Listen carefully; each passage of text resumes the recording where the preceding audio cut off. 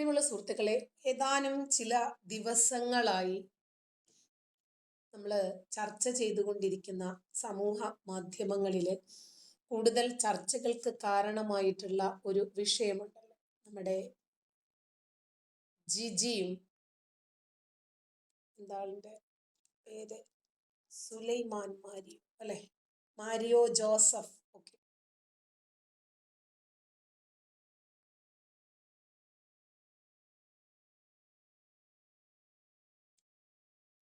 Mario ജോസഫുമായിട്ട് ബന്ധപ്പെട്ട ഒരു വിഷയം. ഈ മതം ഇങ്ങനെ തന്നെ സുനിൽകുമാർ, ഇവരിൽ നിന്നും പെട്ടെന്ന് എന്തെങ്കിലും രൂപത്തിൽ ഒരു മാറ്റം പ്രതീക്ഷിക്കുന്നതിൽ അർത്ഥമില്ല. പോട്ടെ. അപ്പോ നമ്മുടെ മാരിയോ ജോസഫ്, സുലൈമാൻ തുർക്കി എന്ന വ്യക്തി ഇസ്ലാം മതം ഉപേക്ഷിച്ച് എന്ത് ചെയ്യുന്നു? ക്രിസ്ത്യൻ മതം സ്വീകരിക്കും.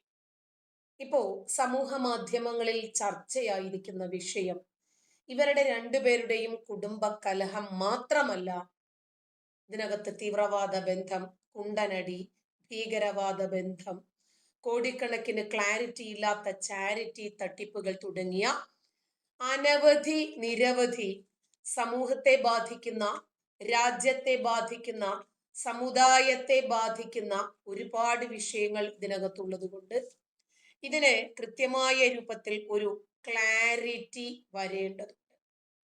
ഇവിടെ മകളായ നീ ചത്താലും ശരി, എനിക്കു വലുത് അജ്മലാണ് എന്ന മാരിയോ ജോസഫിന്റെ വീഡിയോയ്ക്കെതിരെ സമൂഹ മാധ്യമങ്ങളിൽ രൂക്ഷമായിട്ടുള്ള വിമർശനമാണ് വന്നുകൊണ്ടിരിക്കുന്നത്.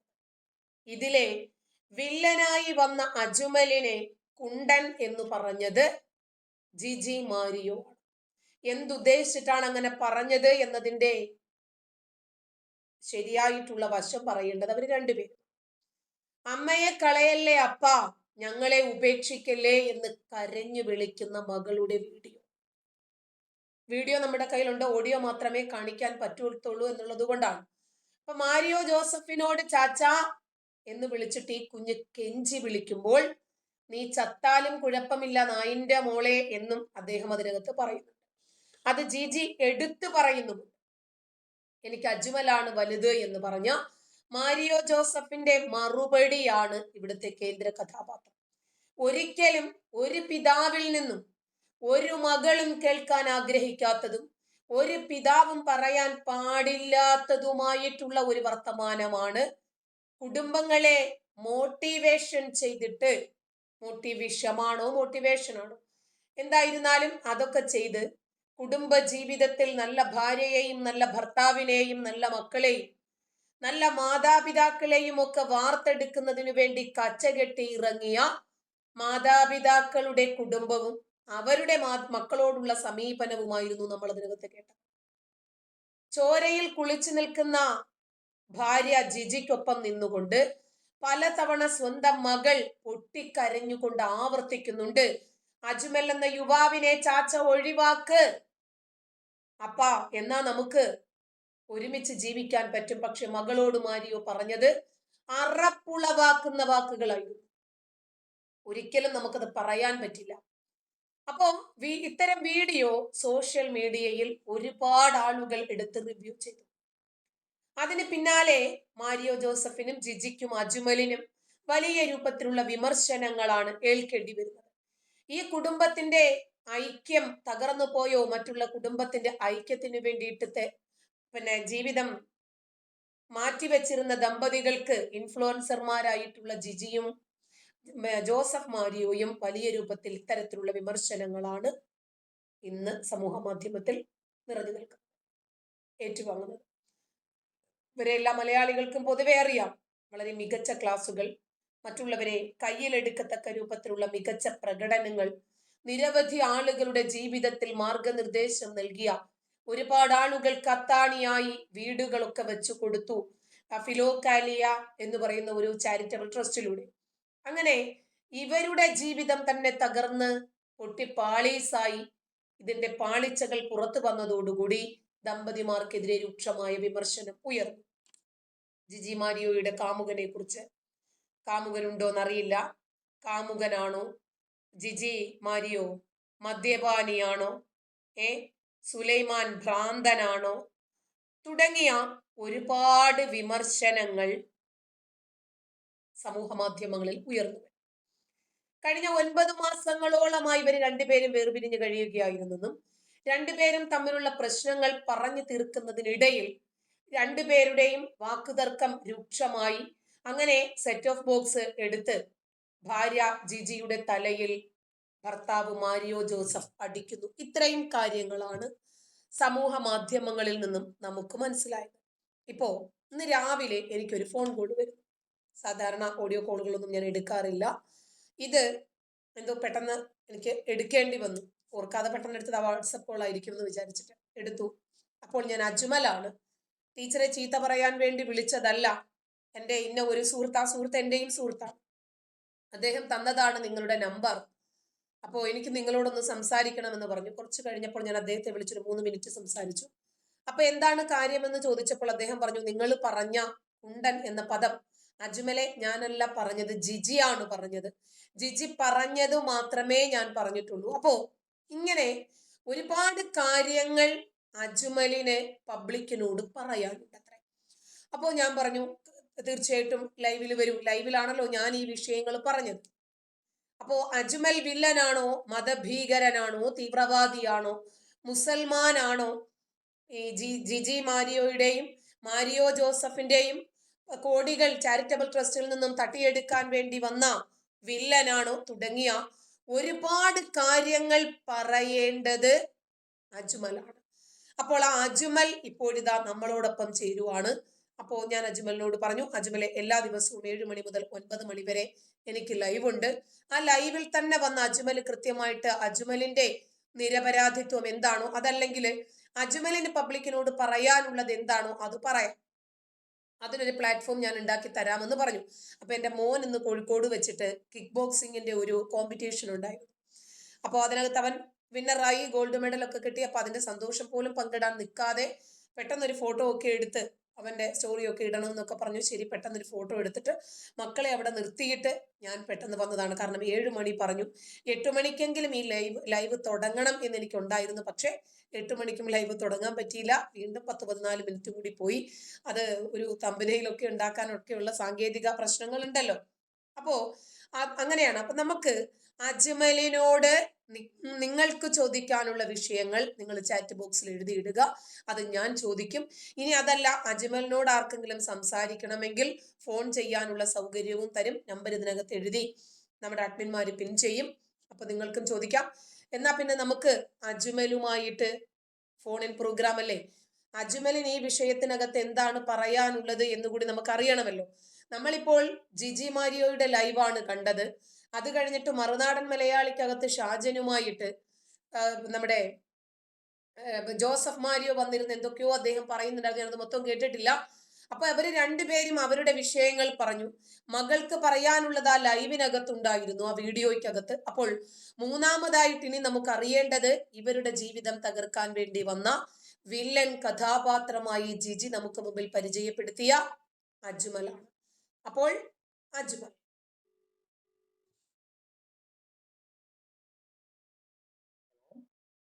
ഹലോ അജ്മൽ, കേൾക്കാമോ? കേൾക്കാം. അജ്മലെ, അപ്പൊ അജ്മൽ എന്റെ ഒരു വീഡിയോ കണ്ടിട്ടായിരുന്നു രാവിലെ വിളിച്ചതല്ലേ? എന്ത് എന്നെ വിളിക്കാനുണ്ടായ സാഹചര്യം അജ്മലെ എന്ന് പറയാം. കഴിഞ്ഞ ഫസ്റ്റ് ഒരു വീഡിയോയിൽ ഇങ്ങനെ എന്നെ കുറിച്ച് വളരെ മോശമായിട്ടുള്ള ഒരു പരാമർശം ഞാൻ കേട്ടു. അപ്പൊ ഞാനത് എല്ലാരും ചെയ്യുന്നുണ്ട്. അപ്പോ ചിലപ്പോ ഒരുപക്ഷെ തെറ്റ് കാരണം നിങ്ങൾ സത്യം അറിയുന്നില്ലല്ലോ. കാരണം ഞങ്ങൾ മറുനാടൻ മലയാളിയുടെ ഇവിടെ ചെന്നപ്പോഴും ആളോടും വളരെ മോശമായിട്ടാണ് എന്നെ കുറിച്ച് പറഞ്ഞു കൊടുത്തിരിക്കുന്നത്. അപ്പോ ഞാൻ ആരാണ്, ഈ അജ്മലിന്റെ പേര് കേൾക്കുമ്പോൾ ഞാൻ ആരാണ് എന്താണെന്ന് അറിയാത്ത തെറ്റുകൊണ്ടായിരിക്കാം ഒരുപക്ഷെ അത് കേട്ടാ തിരുത്തുന്നു പ്രതീക്ഷിക്കുന്നു. പക്ഷെ ഇന്ന് രാവിലെയും ഇട്ട വീഡിയോ കണ്ടിട്ട് പുറത്തുനിന്ന് വരെ, അതായത് ഞാൻ ഓൾറെഡി ഞാനൊരു ചെറിയൊരു യൂട്യൂബറാണ്. അപ്പൊ എന്റെ ഒരുപാട് സബ്സ്ക്രൈബേഴ്സ് അത് എനിക്കെടുത്ത് ഷെയർ ചെയ്യുന്നു. ഇങ്ങനെ ഒരു പറച്ചില് വരുന്നുണ്ട്, തന്റെ പേരൊക്കെ പറഞ്ഞിട്ടുണ്ടല്ലോ എന്നൊക്കെ പറഞ്ഞിട്ട്. അത് കണ്ടപ്പോ എനിക്ക് ഒത്തിരി സങ്കടമായി. അപ്പൊ ഞാൻ ഇത് നോക്കുമ്പോ ഈ ജാമിദ ടീച്ചർ എന്നുള്ള പേര് എന്നോട് മുമ്പ് അലി ഫിലിപ്പ് ബ്രദർ എന്നോട് കുറെ മുമ്പേ പറഞ്ഞിട്ടുണ്ട്. എനിക്കറിയാവുന്നതാണ്. ഇങ്ങനെ ഞങ്ങള് എന്തോ നമ്മളിങ്ങനെ സഭയായിട്ട് ബന്ധപ്പെട്ട എന്തൊക്കെ കാര്യങ്ങൾ സംസാരിക്കുന്ന സമയത്ത് എന്തോ പറഞ്ഞിട്ടുണ്ട് എന്നോട് മുമ്പ്. അപ്പൊ ഞാൻ ബ്രദറിനെ വിളിച്ച് സ്പോട്ടിൽ ഞാൻ ചോദിച്ചു, എനിക്ക് അവരുടെ നമ്പർ തരുമോ, എനിക്കൊന്ന് വിളിച്ച് സംസാരിക്കാനാണ്. അപ്പൊ ഞാൻ ബ്രദറിനോട് പറയും ചെയ്തു, എന്നിട്ട് അവരെന്തോ അറിയാത്തോണ്ട് പറഞ്ഞതായിരിക്കും, അപ്പൊ അതൊന്ന് അന്വേഷിക്കാനോ നമുക്ക് എന്ന് പറഞ്ഞിട്ട് ഞാൻ വിളിച്ചു. അപ്പോൾ ഞാൻ വിളിച്ചപ്പോൾ എനിക്ക് പേടിയായിരുന്നു, ഞാൻ വിളിച്ചിട്ട് ഇങ്ങനെ ഞാളാന്ന് പറയുമ്പോൾ ചിലപ്പോൾ ചീത്ത പറയാനാണോ അല്ലെങ്കിൽ നമ്മൾ തമ്മിൽ കച്ചറ കൂടാനാണോ എന്ന് അറിയില്ലല്ലോ. ഞാനതുകൊണ്ട് അപ്പൊ തന്നെ പറഞ്ഞത്, തിരക്കിലാണെങ്കിൽ പിന്നെ വിളിക്കാൻ കുഴപ്പമില്ല, ഞാൻ കച്ചറ കൂടാനോ ഇതിനൊന്നല്ല, എന്താ ഉണ്ടായെന്ന് പറയാൻ വേണ്ടി വിളിച്ചതാന്ന് പറഞ്ഞത് അതുകൊണ്ടാണ്. ഓക്കെ, ഞാൻ അലി ഫിലിപ്പ് ബ്രദർ നമ്പർ വന്നിട്ടാണ് ഞാൻ കോൺടാക്ട് ചെയ്യുന്നത്. ശരി. അപ്പൊ അത് സങ്കടം കൊണ്ട്, കാരണം വെച്ചാലും നമ്മളൊക്കെ ഇസ്ലാമിൽ നിന്ന് ക്രിസ്ത്യനിലേക്ക് കൺവേർട്ടായി, ഇസ്ലാമിൽ നിന്നല്ല ഏതൊരു ഓ, മതത്തിൽ നിന്ന് കൺവേർട്ടായി വന്നാലും പ്രത്യേകിച്ച് ഇസ്ലാമിൽ നിന്ന് വന്നതുകൊണ്ട് തന്നെ അല്ല അജ്മൽ, മുസ്ലിംസിന്റെ അതിനൊരു ഭാഗത്ത് ക്ലാരിറ്റി വേണം. അജ്മലിനെ ഭീകരവാദിയെന്നും തീവ്രവാദിയെന്നും ഒക്കെ പറഞ്ഞ ഒരുപാട് വീഡിയോകൾ ഞാൻ കണ്ടു. പിന്നെ ഇത് രാജ്യത്ത് പറഞ്ഞ കലാപം ആളാരാ? ഉണ്ടാക്കാനായിരുന്നു ഉദ്ദേശം എന്നൊക്കെ പറഞ്ഞിട്ട്. അപ്പൊ അജ്മല് ഇസ്ലാം മതവിശ്വാസി അല്ല അല്ലേ? ഞാൻ ഇസ്ലാം മത വിശ്വാസിയല്ല. ഞാൻ ആദ്യം ചോദിക്കുന്നത് ഇത് പറഞ്ഞതാരാ? അല്ല, അത് ഒരുപാട് വീഡിയോകളുണ്ട്. ഓക്കെ, അതിന്റെ ലിങ്ക് ഞാൻ ഇട്ട് തരാം. ഓ, ശരി, ഓക്കെ, പറഞ്ഞു. ആയിക്കോട്ടെ, ശരി. ഞാൻ 2018 തൊട്ടിട്ട് പൂർണ്ണമായിട്ട് എന്താ പറയുക, ക്രിസ്ത്യാനിയായിട്ട് ഫോളോ അപ്പ് ചെയ്ത് പോകുന്ന ഒരാളാണ്. ഈ ലോക്ക്ഡൌൺ ഒന്ന് ഫ്രീ ആയ സമയത്താണ് എന്റെ മാമോദീസ കഴിഞ്ഞത്. അത് കഴിഞ്ഞിട്ടാണ് ഭാര്യയുടെ മാമോദീസ കഴിഞ്ഞതും. അവള് മാമോദീസ എന്താ പറയാ, ഞങ്ങളുടെ വിവാഹം കഴിഞ്ഞിട്ട് മോന്റെ മാമോദീസ കഴിഞ്ഞതും. ഞങ്ങൾ 3 പേര്, ഇപ്പൊ ഞാന്, എന്റെ ഭാര്യ, വൈഫ്, ഞങ്ങളെല്ലാരും ക്രിസ്ത്യൻസ് ആണ്. എന്റെ പേര് അജ്മൽ എന്ന് ഇങ്ങനെ വെച്ചിരിക്കുന്നതിന്റെ കാരണം എന്ന് പറഞ്ഞാല്, നമ്മുടെ മരിച്ചുപോയ മൈക്കൽ കാരിമറ്റച്ചൻ ഉണ്ട്. ആ, പുള്ളിക്കാരനാണ് എന്നോട് സർട്ടിഫിക്കറ്റിലോ കാര്യങ്ങളിലോ നീ പേര് മാറ്റരുത് എന്ന് പറഞ്ഞത്. കാരണം എന്താണെന്ന് വെച്ചാല്, മാരിയോ ജോസഫ് ബ്രദറിന്റെ പേരാണല്ലോ ഇതിൽ കൂടുതൽ വരുന്നത്. പുള്ളിക്കാരന്റെ പേര് മുമ്പത്തെ സുലൈമാൻ ആയിരുന്നു. അപ്പൊ പുള്ളി കൺവേർട്ടായി മാരിയോ ജോസഫ് ആയി. ഈ മാരിയോ ജോസഫ് എന്ന് പറഞ്ഞാൽ ഇസ്ലാം ആയിരുന്നു എന്നുള്ളത് ഇപ്പോഴും പലർക്കും പറഞ്ഞു കൊടുക്കണം. ഉം, അത് നിങ്ങൾക്ക് വിവാദം കേൾക്കുമ്പോൾ എന്താ സംഭവം എന്നറിയില്ല, അങ്ങനെയൊക്കെ വിഷയങ്ങൾ ഇപ്പോഴും ഉണ്ട്. അപ്പൊ അതേപോലെ അച്ഛനാ എന്നോട് പറഞ്ഞത്, നിന്റെ പേര് ഒഫീഷ്യലി ഉള്ളത് നീ മാറ്റണ്ട, നിന്റെ മാമോദിസ പേര് സാംസൺ എന്നുള്ളത് ഇരിക്കട്ടെ. കാരണം വെച്ചാല് ഞാൻ ഇപ്പൊ സത്യം പറഞ്ഞ, എന്റെ പേര് അജ്മൽ എന്ന് കണ്ടിട്ട് ഒരുപാട് പേര് വിളിച്ച് ചോദിക്കും. ആദ്യം തന്നെ എന്നെ കോൾ ചെയ്യുമ്പോൾ എന്താ പറയാ, അസ്സലാമു അലൈക്കും എന്ന് പറയും. ഞാൻ തിരിച്ചു മറുപടി കൊടുക്കൂല. അപ്പൊ ചിലർ ഞാൻ ചോദിക്കും, ഇത് നമ്മന്റെ ആളല്ലേ ചോദിക്കും. ഞാൻ പറയും, നമ്മന്റെ ആളും അല്ല നിന്റെ ആളും അല്ല, ഞാൻ ക്രിസ്ത്യാനിയാണ് എന്നുള്ളത് ഞാൻ അവരോട് പറയും. അപ്പൊ അവർ ചോദിക്കും, പിന്നെ നീ അജ്മൽ എന്നല്ല പേര് പറയും. അപ്പൊ ഞാൻ പറഞ്ഞു, ഞാൻ അങ്ങനെ കൺവേർട്ടഡ് ആയതാണ്, അതുകൊണ്ട് നിങ്ങൾക്ക് എന്തെങ്കിലും ബുദ്ധിമുട്ടുണ്ടെങ്കിൽ പറഞ്ഞാൽ പ്രശ്നമല്ല, ഞാൻ പിന്നെ മിണ്ടുന്നില്ല എന്ന് പറയും. അല്ല, വൈഫ് ഇസ്ലാം മനസ്സിലായി? അപ്പൊ ഇത് മതവിശ്വാസിയായിരുന്നു, അവരും കൺവേർട്ടഡ് ആണല്ലേ? ആ വൈഫ് ഇസ്ലാം ആയിരുന്നു, അവള് കൺവേർട്ടഡ് ആണ്. ആ, ഓക്കെ, ഓക്കെ. ആ, എന്നെ കല്യാണം കഴിച്ചതിന് ശേഷം അവള് കൺവേർട്ടഡ് ആയി, കല്യാണം കഴിക്കാൻ വേണ്ടി കഴിഞ്ഞപ്പോ. ആ, ഓക്കെ, ഓക്കെ. അപ്പോ 2018 മുതൽ ഇസ്ലാം പൂർണ്ണമായും ഉപേക്ഷിച്ച് ക്രിസ്ത്യൻ മതം സ്വീകരിച്ച ഒരു ഇസ്ലാം വ്യക്തിയാണ് പൂർണ്ണമായിട്ട് അജ്മൽ. എന്ന് പറഞ്ഞാലേ, ആ, ഞാൻ 10ാം ക്ലാസ് കഴിഞ്ഞപ്പോ തൊട്ടേ ഞാൻ ഇസ്ലാമിനെതിരാണ്. പള്ളി പോക്കും കാര്യങ്ങളൊക്കെ പൂർണ്ണമായിട്ട് നിർത്തിയ ആളാണ്. ആ, ഓക്കെ. ഏകദേശം അതിനുശേഷം ഞാൻ പൂർണ്ണമായി ക്രിസ്ത്യാനിറ്റിയെ കുറിച്ച് കൂടുതൽ പഠിക്കുകയും അതിനെക്കുറിച്ച് സ്റ്റഡി ചെയ്യും, അങ്ങനെയാണ് പോയിക്കൊണ്ടിരുന്നത്. കുറച്ചു കാലം മതമൊന്നും ഇല്ലാന്ന് പറഞ്ഞിരുന്നെങ്കിലും എനിക്ക് ഈശോയുടെ ഇഷ്ടം കൂടുതലായിരുന്നു. +2 പഠിക്കുന്ന സമയത്താണ് എനിക്ക് നല്ലൊരു ദൈവാനുഭവം എന്റെ ലൈഫിൽ വന്നു. അതിനെ ബേസ് ചെയ്തിട്ട് എനിക്ക് അവരന്ന് പറഞ്ഞ ഉത്തരമുണ്ട്, ഈശോ പറഞ്ഞിട്ട് ചെയ്തായിരുന്നില്ല. ആ ഈശോ ആരാന്നുള്ള അന്വേഷിച്ചുള്ള നടത്താണ് എന്റെ ജീവിതം ഈ ലെവലിലേക്ക് എത്തിച്ചത്. ഓക്കെ. ഇന്ന് ഞാൻ വളരെയധികം ഹാപ്പി. എന്റേതായ സ്വന്തം ഒരു ബിസിനസ് ഉണ്ട്, എനിക്കൊരു യൂട്യൂബ് ചാനൽ ഉണ്ട്, ഞാൻ വണ്ടിയിൽ വിൽക്കുന്ന ആളാണ്. അതിന്ന് കിട്ടുന്ന കമ്മീഷൻ വെച്ചിട്ടാണ് ഞാൻ ജീവിച്ചു പോകുന്നത്. ഓക്കെ. പിന്നെ ഞാൻ വന്ന് ഫസ്റ്റ് ധ്യാനം കൂടുന്നത് മാരിയോ ജോസഫ് ബ്രദറിന്റെ ധ്യാനമാണ്. ആ ക്ലാസ്സുകൾ കേട്ടപ്പോൾ എനിക്ക് കൂടുതലായിട്ട് ഇതിനുള്ള സംശയങ്ങൾ കുറെ തീർന്നു. അതിനെ ബേസ് ചെയ്ത് നിന്ന് ഡിവൈനിൽ വെച്ച് പനക്കലച്ചനാണ് എന്റെയും എന്റെ വൈഫിന്റെയും മാമോദിസ നടത്തി തന്നത്. മോനെ പിന്നെ കാരിമറ്റച്ചനായിരുന്നു, കാരിമറ്റ സേടവക പള്ളിയിൽ വെച്ചിട്ടാണ് നടത്തിയത്. ഞാൻ സെന്റ് ജോസഫ് ആളൂർ ഇടവകയാണ്, ആളൂർ പള്ളി, തൃശ്ശൂര്, ചാലക്കുടി. Okay, okay. പൂർണ്ണമായിട്ട് കത്തോലിക്കായിട്ട് വിഭാഗത്തിൽ വന്ന് ഇപ്പൊ ഏകദേശം 2021 ഞങ്ങള് മാമോദിസ വരുന്നത്. എനിക്ക് കറക്റ്റ് ഡേറ്റ് വരുന്ന മാമോദിസ സർട്ടിഫിക്കറ്റ് നോക്കിയാണ്. അതുകൊണ്ട് നമ്മൾ ഈ പള്ളിയായിട്ട് ഞാൻ പാനത്തറം പള്ളിയുടെ കീഴിലാണ് താമസിക്കുന്നത്. ഞാൻ ഇവിടെ വീട് മേടിച്ചോളൂ. അപ്പൊ ഇതിന്റെ സത്യം പറഞ്ഞതിന്റെ സാമ്പത്തിക ഇടപാടുകൾ കഴിഞ്ഞിട്ടില്ല, അതുകൊണ്ട് ഇതിന്റെ പേരിലേക്ക് മാറിയിട്ടില്ല. മാറി കിട്ടിയിട്ട് വേണം എനിക്ക് ഇടപാട് അങ്ങോട്ട് മാറ്റാൻ വേണ്ടിയിട്ട്. ഓക്കെ. അപ്പൊ അജ്മലിനെ സോഷ്യൽ മീഡിയയിലേക്ക് വലിച്ചിഴച്ചത് നമ്മൾ ആരുമല്ല. ഒരു ലൈവ് വീഡിയോ അല്ല, ഒരുപക്ഷെ പിന്നെ ബ്രദറും കണ്ടിട്ടുണ്ടാകണം. അപ്പൊ അതിനകത്ത് ജിജി മാരിയോ പറഞ്ഞ ആ പദപ്രയോഗമാണ് ഞങ്ങളൊക്കെ എടുത്തു വെച്ച് നടത്തിയിട്ടുള്ളത്. ശരി, എന്താണ് ശരിക്ക് ചാരിറ്റബിൾ ട്രസ്റ്റിൽ 10,000 രൂപ കൊടുത്തെന്നോ അങ്ങനെ എന്തൊക്കെയോ പറയുന്നത് ജിജി മാരിയോയുടെ ആ വീഡിയോക്കകത്തുണ്ട്. അതെന്താ സംഭവം എന്ന് വെച്ചാല്, ഈ ചാരിറ്റബിൾ ട്രസ്റ്റ് എന്ന് പറയുന്നത് ജിജി മാരിയോ ഉള്ള charitable trust, Philokalia charitable trust, അതിന്റെ പേര് ശ്രദ്ധിച്ചോണം, ഫിലോക്കാലിയ ചാരിറ്റബിൾ ട്രസ്റ്റ്. ഈ ചാരിറ്റബിൾ ട്രസ്റ്റില് ബോർഡ് മെമ്പേഴ്സ് ആയിട്ടുള്ളത് ജിജി ചേച്ചി, ചേച്ചിയുടെ അമ്മ, അപ്പൻ, മാരിയോ ബ്രദർ, പിന്നെ വരുന്നത് ഒരു ആൽബി എന്ന് പറഞ്ഞിട്ട് ഞങ്ങളുടെ ഫിലോക്കാലിയ ടീമിലൊക്കെ പാട്ട് പാടിയുന്ന ഒരാൾ. ഇത്രേ ഉള്ളൂ. അപ്പൊ ഇതൊരു കുടുംബ ട്രസ്റ്റാണ് ആക്ച്വലി. അതൊരു പബ്ലിക് ട്രസ്റ്റ് എന്ന് പറയാൻ പറ്റില്ല. അതിന് അവർക്ക് തോന്നിയ പോലെ ഫണ്ടുകൾ എടുക്കുകയും വിനിയോഗിക്കുകയും ഒക്കെ ചെയ്യുന്നുണ്ട്. അതിൽ ചില കാര്യങ്ങൾ മാരിയോ ബ്രദറും അറിയാതെ ചേച്ചി എടുത്ത് പല ഫണ്ടുകളും വിനിയോഗിച്ചു. അതിനെ കുറിച്ചുള്ള ഡീറ്റെയിൽ വീഡിയോസ് ഒക്കെ ഇപ്പം പല ചാനലുകളിലായിട്ട് കിടക്കുന്നുണ്ട്, കണ്ടല്ലോ. കണ്ടു അങ്ങനെ ഫണ്ടുകൾ എടുത്ത് വിനിയോഗിച്ചത് ബ്രദർ ചോദ്യം ചെയ്തു. ഉം. ആ ചോദ്യം ചെയ്തത് പുള്ളിക്കാരിക്ക് ഇഷ്ടപ്പെടാത്തോണ്ടും അത് പുള്ളിക്കാരി ചെയ്തതിനാണ് ശരി, അങ്ങനെ ചെയ്യുള്ളൂ, ആ കട്ട ഫണ്ട് തിരിച്ചു തരൂല എന്ന് പറഞ്ഞിട്ട് ഉണ്ടായ പ്രശ്നമാണ്. ആദ്യം ഒരു കുടുംബ പ്രശ്നം പോലെ അതിന്റെ ഉള്ളിൽ തന്നെ ഒതുക്കാൻ കഴിവിന്റെ പരമാവധി അവർ ശ്രമിച്ചിട്ടുണ്ട്. അത് ഞാനൊക്കെ ഈ ഫിലോക്കാലിയ ഫൗണ്ടേഷനിൽ വരുന്നതിന്റെ മുമ്പ് ഈ പ്രശ്നം ഇതെന്ന് അത് അവർ ഒതുക്കാൻ നോക്കി. അത് നടക്കാത്തോണ്ടാണ് ബ്രദർ കമ്പനി ആക്ട് പ്രകാരം അവരൊരു ഫിലോക്കാലിയ ഫൗണ്ടേഷൻ എന്ന് പറഞ്ഞിട്ട് ഒരു സംഭവം രജിസ്റ്റർ ചെയ്തിരുന്നു കമ്പനി ആക്ട് പ്രകാരം. അതിൽ ആദ്യം ഉണ്ടായിരുന്നത് ചേച്ചിയുടെ അമ്മ, ബ്രദർ, അവര് മൂന്നുപേരായിരുന്നു. അതും ഈ കുടുംബ കമ്പനി പോലെ ആയിരുന്നു ഇരുന്നിരുന്നത്. അപ്പൊ ഈ കമ്പനിക്ക് ഒരു പ്രത്യേകത ഉണ്ട്, അത് NGO ആണ്, അതിൽ ലാഭം നഷ്ടം അങ്ങനത്തെ പരിപാടിയൊന്നുമില്ല. അത് നോൺ ഗവൺമെന്റ് ഓർഗനൈസേഷൻ ആണ്. അതിൽ നമുക്ക് കാര്യങ്ങളെല്ലാം സുതാര്യമായിരിക്കണം, കൂടുതൽ ഫാമിലി മെമ്പേഴ്സ് പാടില്ല, അങ്ങനെ കുറെ ബൈലോ, അതിൽ കുറെ കാര്യങ്ങളുണ്ട്. അത് സെൻട്രൽ ഗവൺമെന്റ് നേരിട്ട് ചെയ്യുന്നതാണ്. വളരെ സുതാര്യമായിട്ട് ചെയ്യാൻ പറ്റും, കാരണം എല്ലാ വിവരങ്ങളും ഓൺലൈനിൽ ഉണ്ടാവും, ഇത് കിട്ടും. അപ്പൊ ആ കമ്പനി മുന്നോട്ട് കൊണ്ടുപോയി കഴിഞ്ഞാൽ ചേച്ചിക്ക് പേഴ്സണൽ ആവശ്യങ്ങൾ നടത്താൻ പറ്റൂല. അതുകൊണ്ട് പുള്ളിക്കാരി അതിന് എന്താ പറയാ ഫുള്ളായിട്ട് എതിർത്തു. എതിർത്ത് മാത്രമല്ല പല തരത്തിലുള്ള വെട്ടിപ്പോളും കാര്യങ്ങളൊക്കെ നടത്തിയത് ബ്രദർ പിടിക്കുകയും അത് ചോദ്യം ചെയ്തതിന്റെ പുറത്ത് അവര് തമ്മിൽ വഴക്കായി നിൽക്കുകയും ഒരു ദിവസം ബ്രദർ എന്നോട് പോലും പറയാതെ എന്നെ അതിലേക്ക് മെമ്പർ ആക്കുന്ന പോലെ ഒരു പ്രവൃത്തി ചെയ്തു. അത് എന്നെ വിളിച്ചിട്ട് ഒരു സംഗതി പറയുന്നത് എന്നോടും ദേവസ്യമാഷോടും പറയുന്നത് ഞങ്ങളുടെയൊക്കെ പാൻ കാർഡ്, ആധാർ കാർഡ് അയച്ചു കൊടുക്കാൻ പറഞ്ഞു. ഞങ്ങൾ എന്തിനാന്ന് പോലും ചോദിച്ചില്ല, പുള്ളിയുടെ ഇഷ്ടത്തിന്റെ പുറത്ത് ഞാൻ കൊടുത്തു. കൊടുത്തു കഴിഞ്ഞിട്ട് പിന്നെ അന്ന് വൈകുന്നേരമാണ് ഞാൻ എന്തിനാന്ന് ചോദിച്ചപ്പോൾ പുള്ളി എന്നോട് പറഞ്ഞു, ഒരു കാര്യമുണ്ട്, ഞാൻ നേരിട്ട് കണ്ട് പറയാം, വേറെ ഒന്നും വിചാരിക്കേണ്ട ഇപ്പൊ എന്ന് പറഞ്ഞു.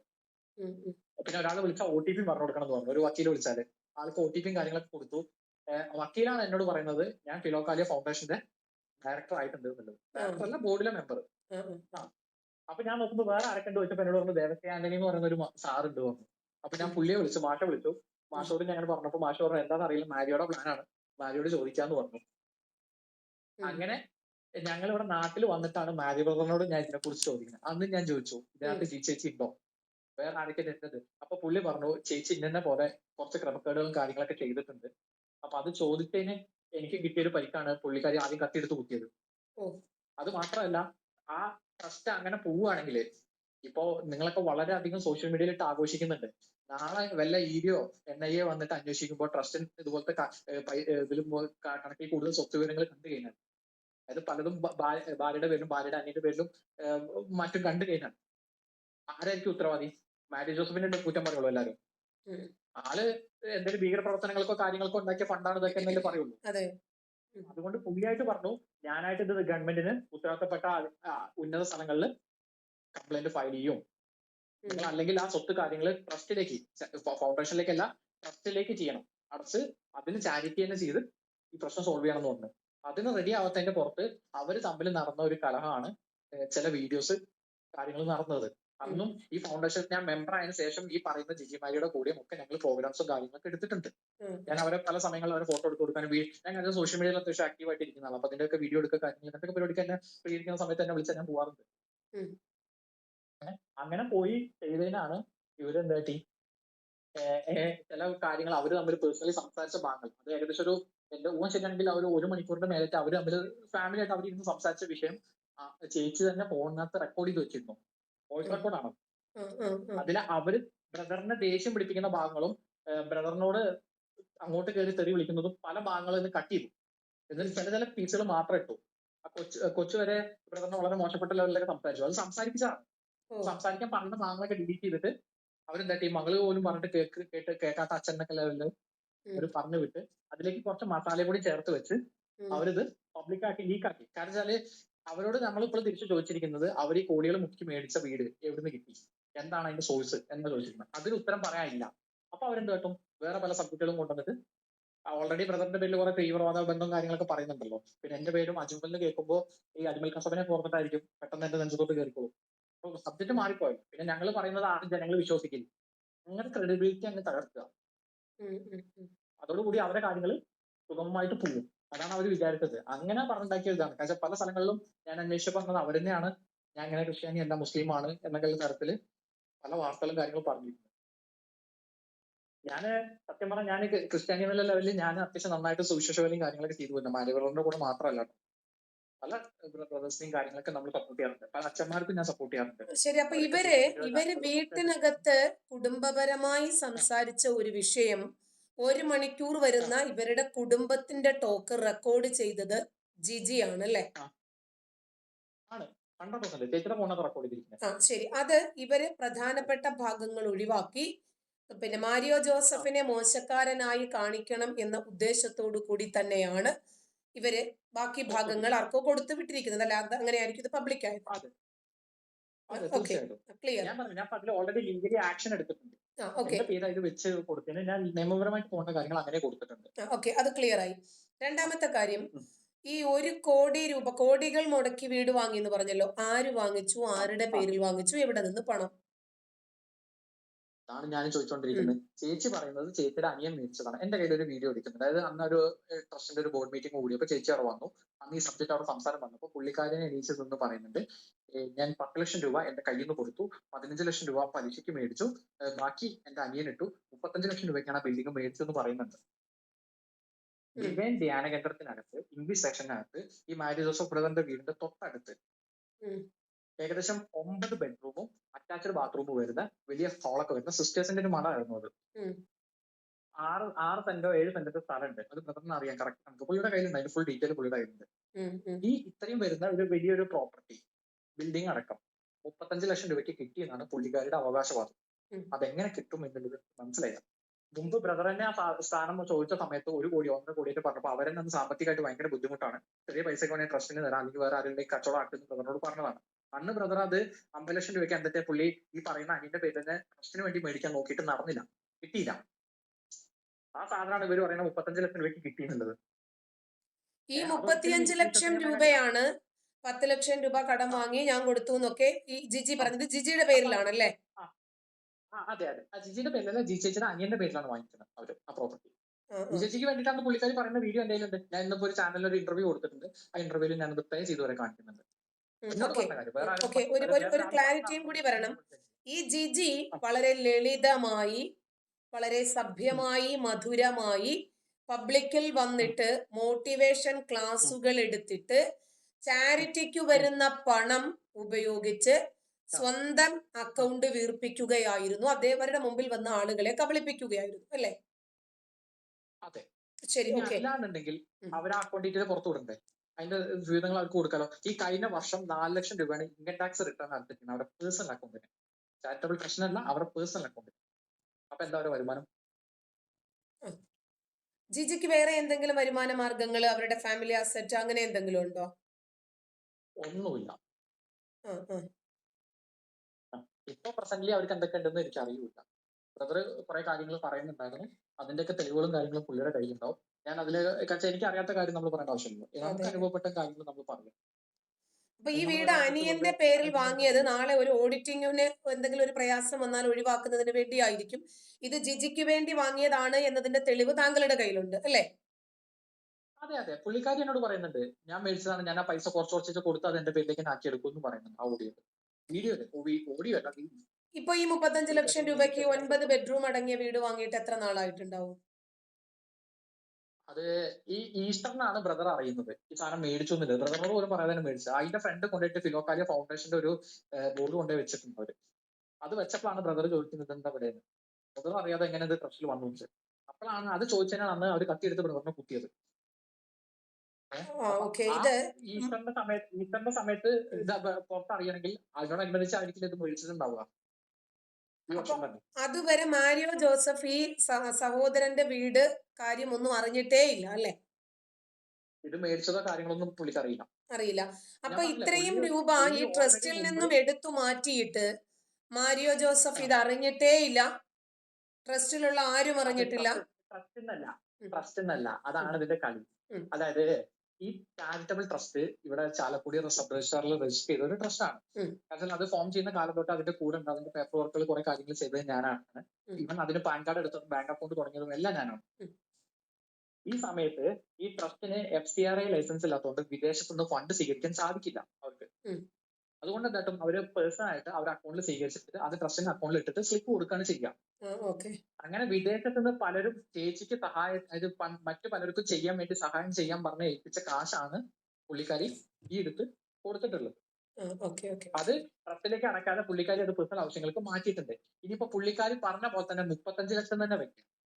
ഈ 35 ലക്ഷത്തിന്റെ പുള്ളിക്കാരി പറയുന്നത് 10 ലക്ഷം കയ്യിൽ നിന്ന് എടുത്ത് കൊടുത്തു. ഈ 10 ലക്ഷം എവിടെ കിട്ടി? ഉം. പറയണ്ടേ? അത് പറയണം. അപ്പൊ ഇപ്പോ വിവരാവകാശ നിയമപ്രകാരം മാരിയോ ജോസഫ് തന്നെ ഇവരുടെ അക്കൗണ്ട് ഡീറ്റെയിൽസ് ആവശ്യപ്പെട്ടാൽ ബാങ്കിൽ നിന്നും കിട്ടാവുന്നതേ ഉള്ളൂ. കിട്ടില്ല. അത് ഉം. ഇല്ല, കിട്ടില്ല. കാരണം എന്താണെന്ന് വെച്ചാൽ അത് പേഴ്സണൽ ആയിട്ട് ഒരു വ്യക്തിയാണ്. ഈ ചാരിറ്റബിൾ ട്രസ്റ്റ് എന്ന് പറയുന്നത് ഒരു പേഴ്സണൽ ട്രസ്റ്റ് ആണ്. ഫാമിലി ട്രസ്റ്റ് പോലെ കിടക്കുന്ന സംഭവമാണ്. ഉം. അതിന്റെ വിവരങ്ങളൊന്നും അങ്ങനെ കിട്ടില്ല എന്നാണ് നമ്മൾ ലീഗലി അതിന് വേണ്ടി പോയപ്പോൾ നമുക്ക് അറിയാൻ പറ്റിയത്. ബ്രദർ കഴിഞ്ഞ മറുനാടൻ മലയാളിയുടെ വീഡിയോയിലും പറയുന്നുണ്ട്, ചേച്ചി വന്ന് ഓപ്പൺ ആയിട്ട് പറയാം, എന്റെ അക്കൗണ്ടിന്റെ ഈ വർഷത്തെ സ്റ്റേറ്റ്മെന്റ് ഇതാണ്, എനിക്ക് ഇത്ര എമൗണ്ട് വന്നു. ഇത് ചേച്ചിയുടെ അക്കൗണ്ടിൽ മാത്രമല്ല, ചേച്ചിക്ക് പ്രിയപ്പെട്ട മറ്റ് പല ബന്ധുമിത്രാദികളുടെയും അക്കൗണ്ടിൽ ചേച്ചി കാശ് മേടിച്ചിട്ടുണ്ട്. ഉം. ചില സ്റ്റാഫുകളുടെ അക്കൗണ്ട് കൂടി പൈസ മേടിച്ചിട്ടുണ്ട്. അത് ആ സ്റ്റാഫുകളും വെളിപ്പെടുത്താൻ കാരണം.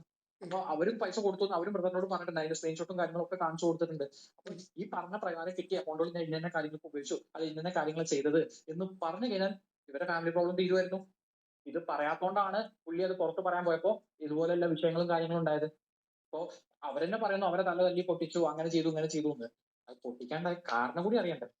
അല്ല, അതിൽ അപ്പോ എന്നോ നടന്ന ഇവരുടെ സംസാരം നടന്ന വിഷയം. പേഴ്സണൽ അക്കൗണ്ടിലേക്ക് ചാരിറ്റിക്ക് വരുന്ന പൈസ ജിജിയുടെയും ജിജിയുടെ പല ഫാമിലി മെമ്പേഴ്സിന്റെയും മറ്റ് സ്റ്റാഫുകളുടെയും ഒക്കെ അക്കൗണ്ടിലേക്ക് വന്നതൊന്നും മാരിയോ ജോസഫിന്റെ അറിവോട് കൂടിയല്ല എന്ന് എന്താണ് ഉറപ്പ്?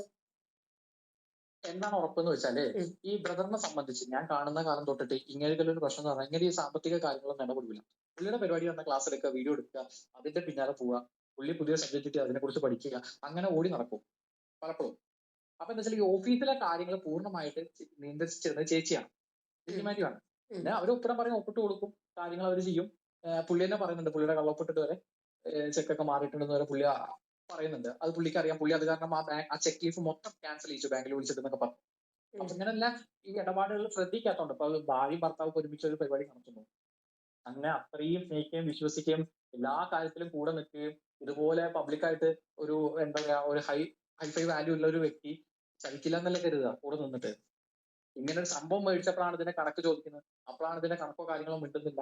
വന്ന അക്കൗണ്ട് ഓപ്പൺ ചെയ്ത് തരാൻ പറയുമ്പോൾ കാണിച്ചു തരാൻ പറയുമ്പോൾ കാണിച്ചു കൊടുക്കുന്നില്ല. സംശയത്തിന്റെ നിലയിലാവൂലേ? പുള്ളിക്കാരി തന്നെ പറയുന്നുണ്ട്, ഞാൻ ചിട്ടി പിടിച്ച പൈസ എന്ന്. എത്ര രൂപയുടെ ചിട്ടി എവിടെയൊക്കെ കിടക്കുന്നുണ്ടെന്ന് അറിയോ? അത് പലതും പുള്ളി അന്വേഷിച്ചപ്പോൾ പുള്ളിക്ക് അറിയാൻ സാധിച്ചിട്ടുണ്ട്. ഇത് അങ്ങനെ ചിട്ടി പിടിക്കാനും ചിട്ടി അടക്കണ്ടേ? 10 ലക്ഷം രൂപയ്ക്ക് ചിട്ടി അടയ്ക്കാന്ന് പറഞ്ഞാൽ എത്ര ലക്ഷം രൂപ വെച്ച് അടയ്ക്കണം? എത്ര മാസം അടയ്ക്കണം? അടവ് വരും. ഇതൊക്കെ അടയ്ക്കുന്നുണ്ടെങ്കിൽ അത് എത്ര എന്താന്നൊക്കെ ബ്രദറിനോട് പറയണ്ടേ?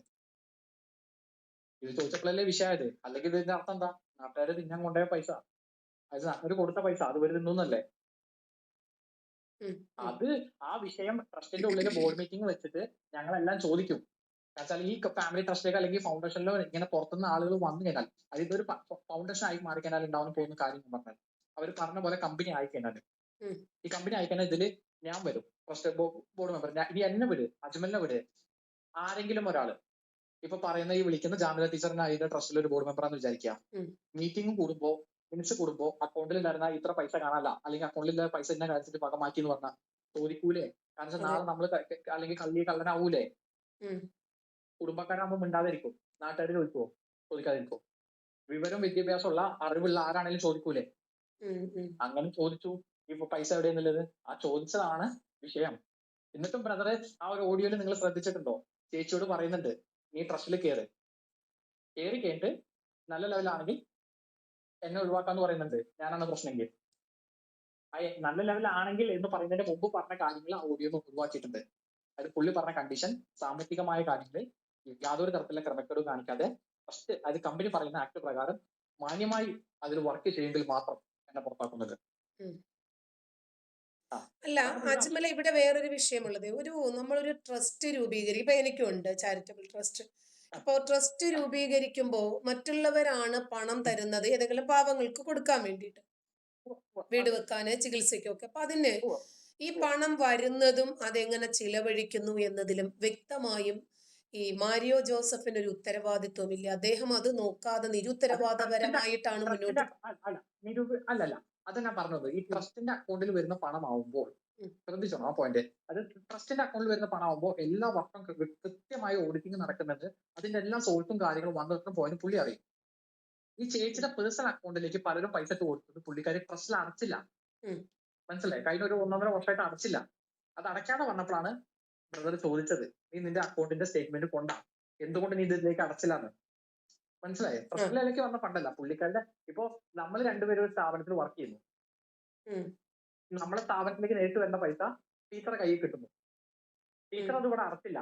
ഞാനത് വേറൊരു വഴിയിൽ അറിയുമ്പോൾ ഞാൻ പറയാണ്, ടീച്ചർക്ക് ഫണ്ട് ഇങ്ങനെ കയ്യിൽ കിട്ടിയെന്ന് ഞാൻ അറിഞ്ഞല്ലോ, ആ അക്കൗണ്ട് സ്റ്റേറ്റ്മെന്റ് ഒന്ന് കാണിക്കും എന്ന് പറയുമ്പോൾ എന്നെ കുറെ കുറ്റം പറഞ്ഞ, എന്നെ കുറെ തെറിയും പറഞ്ഞ എന്തായിരിക്കും അവസ്ഥ? അതെ അതെ, ശരിയാണ്. ഓക്കെ, ആ ഭാഗം ഏതാണ്ട് ക്ലിയർ ആയി. അതായത് ചാരിറ്റബിൾ ട്രസ്റ്റിന് വേണ്ടി, ഫിലോകാലിയ ട്രസ്റ്റിന് വേണ്ടിയിട്ട് ജിജി മാരിയോ അവരുടെ അക്കൗണ്ടിലും പലവരുടെ അക്കൗണ്ടിലും പണം വാങ്ങി അതാണ് ഇവരെടുത്ത് ക്രയവിക്രയം ചെയ്തത്. അത് മാരിയോ ജോസഫ് അറിഞ്ഞ് ചോദ്യം ചെയ്തപ്പോഴാണ് ഇവരെ കത്തിയെടുത്തു കുത്തിയത്, മാരിയോ ജോസഫിനെ ജിജി. ഓക്കെ, ശരി. എപ്പോഴാണ് ഈ ട്രസ്റ്റിലേക്ക് അജ്മൽ കടന്നു വരുന്നത്? ഞാൻ 2018 ലാസ്റ്റ് തൊട്ടിട്ട് അവരെ സ്റ്റാഫാണ്. 2018 മുതൽ. അതിനു മുമ്പ് എപ്പോഴാണ് ഈ ഫിലോകാലിയ സ്ഥാപിക്കുന്നത്? ഈ ട്രസ്റ്റ് ഞാൻ വരുമ്പോഴേ ഞാൻ പറഞ്ഞില്ലേ, അത് അങ്ങനെ ഒരു എന്താ പറയാ ട്രസ്റ്റ് ഒന്നല്ല, അതൊരു ധ്യാന ടീം മാത്രമായിരുന്നു. ഈ ലോക്ക്ഡൌണിന്റെ തൊട്ട് മുമ്പായിട്ടാണ് ഇതൊന്ന് ചെറിയൊരു എന്താ പറയുക ട്രസ്റ്റ് പോലെ രൂപീകരിച്ച് വെച്ചതും. ലോക്ക്ഡൌണിന്റെ സമയത്താണ് ഇത് ആക്റ്റീവായിട്ട് പ്രവർത്തിക്കാൻ തുടങ്ങിയത്. മരുന്നുകൾ കൊടുത്തുകൊണ്ടാണ് തുടക്കം. പാവപ്പെട്ട രോഗികൾക്ക് കോവിഡിന്റെ സമയത്ത് മരുന്നുകൾ വീട്ടിൽ എത്തിച്ചു കൊടുത്തുകൊണ്ടാണ് തുടക്കം. അവിടുന്ന് ഇങ്ങോട്ട് അവര് എന്താ പറയാ ഒത്തിരി അധികം വീടുകളും കാര്യങ്ങളും ചെയ്തിട്ടുണ്ട്. അവർ ചെയ്ത ഒത്തിരി നല്ല കാര്യങ്ങളുണ്ട്, നമുക്ക് അത് ഒരിക്കലും കുറ്റം പറയാൻ നോക്കാൻ പറ്റില്ല. പക്ഷെ അങ്ങനെയൊക്കെ ആണെങ്കിലും അതിന്റെ മറവില് ഈ വാഴ നനയുമ്പോ ചിരിയും കൂടി നനയാം എന്നുള്ളൊരു പരിപാടി വെച്ചതാണ് വിഷയമായത്. അപ്പൊ ഈ അനധികൃതമായി പണം സമ്പാദിച്ചതും വിനിയോഗിച്ചതിലും ഒന്നും മാരിയോ ജോസഫിന് യാതൊരു പങ്കുമില്ല എന്നാണ് അജ്മൽ വിശ്വസിക്കുന്നത്. ഞാൻ വിശ്വസിക്കുന്നതല്ല. അങ്ങനെ ഒരു പങ്കില്ലാത്തോണ്ടാണ് പുള്ളി ഇപ്പോ ഈ എന്താ പറയാ ഇതിനൊക്കെ പുറത്തായി വലിയൊരു രാജ്യദ്രോഹിയെ പോലെ നിങ്ങളൊക്കെ കൊട്ടി ഘോഷിക്കുന്നത്. അല്ലെങ്കിൽ എന്താ പ്രശ്നം എന്ന് വെച്ചാൽ, ഇതിപ്പോ പുള്ളി മിണ്ടാതിരുന്നു, അല്ലെങ്കിൽ പുള്ളിക്ക് അതിന് പങ്കുണ്ടെങ്കിൽ പുള്ളി കൈയും കെട്ടി നോക്കി ഇരിക്കുകയാണെങ്കിൽ നാളെ ഇത് വലിയ വിഷയമായിട്ടായിരിക്കും ചർച്ച വരിക. മനസ്സിലായില്ലേ? ട്രസ്റ്റിന്റെ പേരിൽ അനധികൃതമായിട്ട് ഇത്ര അധികം സ്വത്തുകൾ സമ്പാദിച്ചു, അവരെ പല കുടുംബക്കാരുടെ പേരിലൊക്കെ കണ്ടില്ലേ, അവർക്ക് അവിടെ ചെക്കി ഇവിടെ ചെക്കി എന്നൊക്കെ പറഞ്ഞ് ഈ രേഖകളൊക്കെ NIA അന്വേഷിച്ച പുറത്ത് ചാടും. ആ ചാടുമ്പോ ഇതിനൊക്കെ ഉത്തരവാദി ആരാവും? മാരിയോ ജോസഫ് ആവും. അതുകൊണ്ട് തന്നെ പുള്ളി അങ്ങനെ ഒരു എന്താ പറയാ സ്വന്തം ഭാര്യയാണെങ്കിലും തെറ്റ് ചെയ്തത് പുള്ളി എന്താ പറയാ അന്യന്റെ പണമായതുകൊണ്ട് പുറത്ത് പറയാൻ നിന്നു, അല്ലെങ്കിൽ അതിന് ഉത്തരവാദിത്തപ്പെട്ട അധികാരികളുടെ മുമ്പിൽ അത് കൊണ്ടുപോയി കൊടുക്കാൻ നിന്നു. ആ കൊടുക്കാൻ നിന്നത് ചോദ്യം ചെയ്തതിന്റെ പ്രശ്നമാണ് അവിടെ അന്ന് നടന്നത്. ഈ തല അടിച്ച് പൊട്ടിച്ചു എന്നൊക്കെ പറയുന്നുണ്ടല്ലോ. ഇനി ഞാനൊരു സംശയം ചോദിക്കുകയാണ്, ടീച്ചർക്ക് അറിയാം, ഈ തല അടിച്ച് മുറിഞ്ഞിട്ടുണ്ടെങ്കിൽ അല്ലെങ്കിൽ അവിടെ സ്ലിപ്പ് ഉണ്ടെങ്കിൽ വെറുതെ നമ്മുടെ മുടി വെച്ചിട്ട് അതിന്റെ മേലെ കൂടെ കെട്ടിത്തരികയാണോ ചെയ്യുക ഏതെങ്കിലും ആശുപത്രിക്കാര്? അത് അവിടെ ഷേവ് ചെയ്തിട്ട് കിട്ടും. അത് കഴിഞ്ഞിട്ട് പിറ്റത്തെ ദിവസം മൂന്ന് ദിവസം 4 ദിവസം ആയപ്പോഴേക്ക് പ്രോഗ്രാം വരെ എടുത്തു സ്റ്റേജിൽ കയറിയിട്ട്. അപ്പൊ തലമ കെട്ടൂല, ഒന്നുമില്ല. 8 സ്റ്റേജ് 10 സ്റ്റേജ്. ശരി, 2018 തുടങ്ങിയ ചാരിറ്റബിൾ ട്രസ്റ്റ് ഏതാണ്ട് ഇപ്പോൾ 2025 ആയപ്പോൾ എന്താണ് അജ്മലിനോട് ജിജിക്ക് ഇത്രയധികം വൈരാഗ്യം തോന്നാൻ എന്താണ് കാരണം? അത് വൈരാഗ്യം എന്ന് പറഞ്ഞാല് ഞങ്ങൾ തമ്മിൽ യാതൊരു വൈരാഗ്യം ഉണ്ടായിരുന്നില്ല. പുള്ളിക്കാരി 2 കഴിച്ചല്ല ചില വിഷയങ്ങൾ തെറി പറച്ചില് കാര്യങ്ങൾ ഇതൊക്കെ ഉണ്ടാവാറുണ്ടായിരുന്നു എന്നല്ലാതെ അങ്ങനെ ഒരു വൈരാഗ്യത്തിലേക്ക് അല്ലെങ്കിൽ ഇത്ര വിഷയത്തിലേക്ക് എത്താനില്ല. ഇത് ഞാൻ പറഞ്ഞില്ല, ഇപ്പൊ ഒരു ഫിലോകാലിയ ഫൗണ്ടേഷൻ എന്ന് പറഞ്ഞിട്ട് ഒരു കമ്പനി ആക്ട് പ്രകാരം NGO സ്റ്റാർട്ട് ചെയ്തു, നോൺ ഗവൺമെന്റ് ഓർഗനൈസേഷൻ. അതിന്റെ പ്രവർത്തനം ആരംഭിച്ചപ്പോൾ അത് ഓൾറെഡി ചേച്ചിയുടെ മമ്മിയും ബ്രദറുമാണ് ചെയ്തത്. അവര് രണ്ടുപേരും അതിന് രാജിവെക്കുകയും ഇത് ഫിലോകാലിയ ഫൗണ്ടേഷനിലെ പേര് നിലനിർത്താൻ വേണ്ടിയിട്ട് ബ്രദർ ഇത് മുന്നോട്ട് കൊണ്ടുപോയി ചെയ്തു. അപ്പൊ ബ്രദർ പറഞ്ഞു ഇങ്ങനെ ഒരു സാമ്പത്തിക ക്രമക്കേട് ഇതിൽ നടന്നല്ലോ ട്രസ്റ്റില്, അതുകൊണ്ട് പുള്ളി പറഞ്ഞു കഴിഞ്ഞാൽ ട്രസ്റ്റിന്റെ പ്രവൃത്തികൾ വേണ്ട, എല്ലാം ഫിലോകാലിയ ഫൗണ്ടേഷൻ വഴി മാത്രം മതി എന്ന് പറഞ്ഞു. അപ്പൊ അതില് ചേച്ചിക്ക് പറ്റിയില്ല, കാരണം ചേച്ചിക്ക് പിന്നെ ഇതിനെ കയ്യിൽ വാങ്ങാൻ പറ്റില്ല എന്നുള്ളതുകൊണ്ടായിരിക്കാം പുള്ളിക്കാരി അതിനെ എതിർത്തു. അതിന് വ്യക്തമായ ഒരു കാരണം പറയുന്നില്ല, ഈ NGO വേണ്ട എന്ന് പറയുന്നതിന്റെ വ്യക്തമായ ഒരു റീസൺ പുള്ളിക്കാരി ഇതുവരെ പറഞ്ഞിട്ടില്ല. അല്ലെങ്കിൽ അത് പറയട്ടെ, അതിന് എന്നെ പുറത്താക്കണം, മാഷ പുറത്താക്കണം, അത് കൂട്ടി പോകണം എന്നല്ല, അത് നടത്തരുത് അല്ലെങ്കിൽ നടത്താതിരിക്കാൻ അല്ലെങ്കിൽ ഒരു വ്യക്തമായ റീസൺ പറയണം. എന്തുകൊണ്ട് ഈ NGO മുന്നോട്ട് പോയാലും പ്രശ്നം അത് പറയുന്നില്ല. അങ്ങനെ ഈ NGOയില് എന്നെ ബോർഡ് മെമ്പർ ആക്കിയപ്പോഴും എന്നോട് പറഞ്ഞത് ബ്രദർ വ്യക്തമായിട്ട് പറഞ്ഞു, ഇത് ചേച്ചിനെ ഇതിലേക്ക് നമ്മൾ ആഡ് ചെയ്യും. പുള്ളിക്കാരി ഒരു നോർമൽ ഒരു ബോർഡ് മെമ്പർ മാത്രം, എന്നെ പോലെ തന്നെ. പിന്നെ പുള്ളിയുടെ ആഗ്രഹം എന്ന് പറഞ്ഞാൽ പുള്ളിയുടെ മോളുണ്ടല്ലോ, ആ ഓഡിയോയിലൊക്കെ കേൾക്കുന്ന അടോണ, ആ മോളെ വേണം ഇതിന്റെ മെയിൻ ഡയറക്ടർ ആക്കാൻ. കാരണം പുള്ളിക്ക് ആ കുട്ടി പഠിക്കുകയാണ്, പഠിച്ച് വന്നു കഴിഞ്ഞാൽ അവള് പഠിത്തം കഴിഞ്ഞോട് കൂടിയിട്ട് അവൾക്ക് ഇത് നല്ല ലെവലില്, ഒരുപക്ഷെ ബ്രദർ കൊണ്ടുവന്നതിനേക്കാളും നല്ല ലെവലിൽ മുന്നോട്ട് കൊണ്ടുപോകാൻ സാധിക്കും. അതിലെ എന്താ പറയാ ഒരു ടാലന്റഡ് ഉള്ള ഒരു കുട്ടിയാണ്. അപ്പൊ ആ കുട്ടിയെ നമുക്ക് ഇതിനകത്ത് ഇരുത്താം, നിങ്ങൾ അവളെ വേണം പിന്നെ സപ്പോർട്ട് ചെയ്യാൻ. കാരണം ചേച്ചിയുടെ കയ്യിൽ ഇത് കൊടുത്തു കഴിഞ്ഞാൽ നാളെ ബ്രദർ ഇല്ലാത്തൊരു സാഹചര്യത്തിൽ ഇതും ചാരിറ്റബിൾ ട്രസ്റ്റ് പോലെ തന്നെ നശിപ്പിച്ചു കളയും. ഈ പറഞ്ഞ ലെവലിൽ പല ക്രമക്കേടുകളും ചിലപ്പോൾ നടന്നു വരും. അതുകൊണ്ട് അത് പറ്റില്ല എന്ന് പറഞ്ഞു. അപ്പൊ അതിന് ഞങ്ങളും പറഞ്ഞു ഇതിൽ വരികയാണെങ്കിൽ കാര്യത്തിൽ ഇതൊരു കമ്പനി ആക്ട് പ്രകാരം പ്രവർത്തിക്കുന്നതാകുമ്പോൾ ഇതിലൊരു ലീഗൽ അഡ്വക്കേറ്റ് ഉണ്ട്, അതിന് അതിൻ്റെതായ പല ലീഗൽ ടേംസും കാര്യങ്ങളൊക്കെ ഉണ്ട്, നമ്മൾ എന്തെങ്കിലും തെറ്റ് ചെയ്താൽ മസ്റ്റ് ആയിട്ട് നമ്മൾ അകത്ത് പോകും. അങ്ങനെയുള്ള വിഷയങ്ങൾ പറഞ്ഞപ്പോൾ അത് പറ്റില്ല എന്ന് പറഞ്ഞ് തുടങ്ങിയ കച്ചറയാണ് അത്. അതില് എന്നോടാണെങ്കിലും ഇപ്പൊ ഇങ്ങനെ ഒരു കമ്പനി തുടങ്ങി എന്ന് പറഞ്ഞിട്ട് പുള്ളിക്കാരി എന്നെ വിളിച്ചിട്ട് നീ എന്തിനായാലും ബോർഡ് മെമ്പർ ആയിരുന്നോ, അല്ലെങ്കിൽ നല്ല ലെവലിൽ എന്നോട് സംസാരിച്ചിട്ടില്ല. കുറെ ഫോൺ കൂടെ തെറി അയക്കും ബ്ലോക്ക് ചെയ്യും, ഫോൺ കൂടെ തെറി വിളിച്ചോ അയക്കും ബ്ലോക്ക് ചെയ്യും. അങ്ങനെയൊക്കെ ചെയ്ത് ഇത് സംസാരിക്കാൻ പോയാലും വിഷയം സംസാരിച്ച് തീർക്കില്ല. അന്ന് ഓഫീസിൽ ഞങ്ങൾ ബോർഡ് മീറ്റിംഗ് കൂടുന്ന സമയത്ത് സംസാരിക്കുന്ന ഇടയിൽ എന്നെ പിടിച്ചടിച്ചു. എന്നെ അടിച്ചു. ഞാൻ മറ്റേ ഇവിടെ കൊരട്ടി പോലീസ് സ്റ്റേഷനിൽ വരെ കംപ്ലൈന്റ് കൊടുത്തിട്ടുണ്ടായിരുന്നു. അപ്പൊ ഇങ്ങനെയുള്ള വിഷയങ്ങൾ നിൽക്കുന്നുണ്ട്. അത് നമ്മൾ തിരിച്ച് ചോദിക്കും, ഇന്ന് ഫണ്ട് മുക്കിയിട്ടുണ്ടോ, അല്ലെങ്കിൽ ഇന്ന സംഭവം എന്താണ്, വെള്ളം അടിച്ചിട്ട് ഇവിടെ വരാൻ പാടില്ല എന്നൊക്കെ നമ്മൾ പറയും. അത് അതിന്റെ ഒരു കമ്പനി ആകുമ്പോൾ അതിൻ്റെതായ റൂളും കാര്യങ്ങളൊക്കെ ഉണ്ടല്ലോ. ആ ചോദ്യം ചെയ്യലുകൾ ഇഷ്ടമല്ലാത്തതുകൊണ്ടുള്ള പ്രശ്നമാണ്. അല്ല, ജിജി സ്ഥിരം മദ്യപിക്കുന്ന ആളാണോ? ഇപ്പൊ സ്ഥിരം മദ്യപിക്കുന്ന ആളാണ്. പണ്ടൊക്കെ ഇടക്കുന്നിലൊക്കെ ഉണ്ടായിരുന്നുള്ളൂ. പുള്ളിക്കാരനെ പറയുന്നുണ്ട്, എന്റെ മുഖത്ത് നോക്കി എന്നോട് പറഞ്ഞിട്ടുണ്ട് ഞാൻ കഴിക്കും, എന്റെ കയ്യിൽ കാശുണ്ട് ഞാൻ കഴിക്കും, എന്താ പ്രശ്നം എന്ന് ചോദിച്ചിട്ടുണ്ട്. മാരിയോ ജോസഫോ? കഴിക്കും. ആ കാശ് നാട്ടുകാരൻ ഇല്ല കഴിക്കില്ല ബ്രദർ.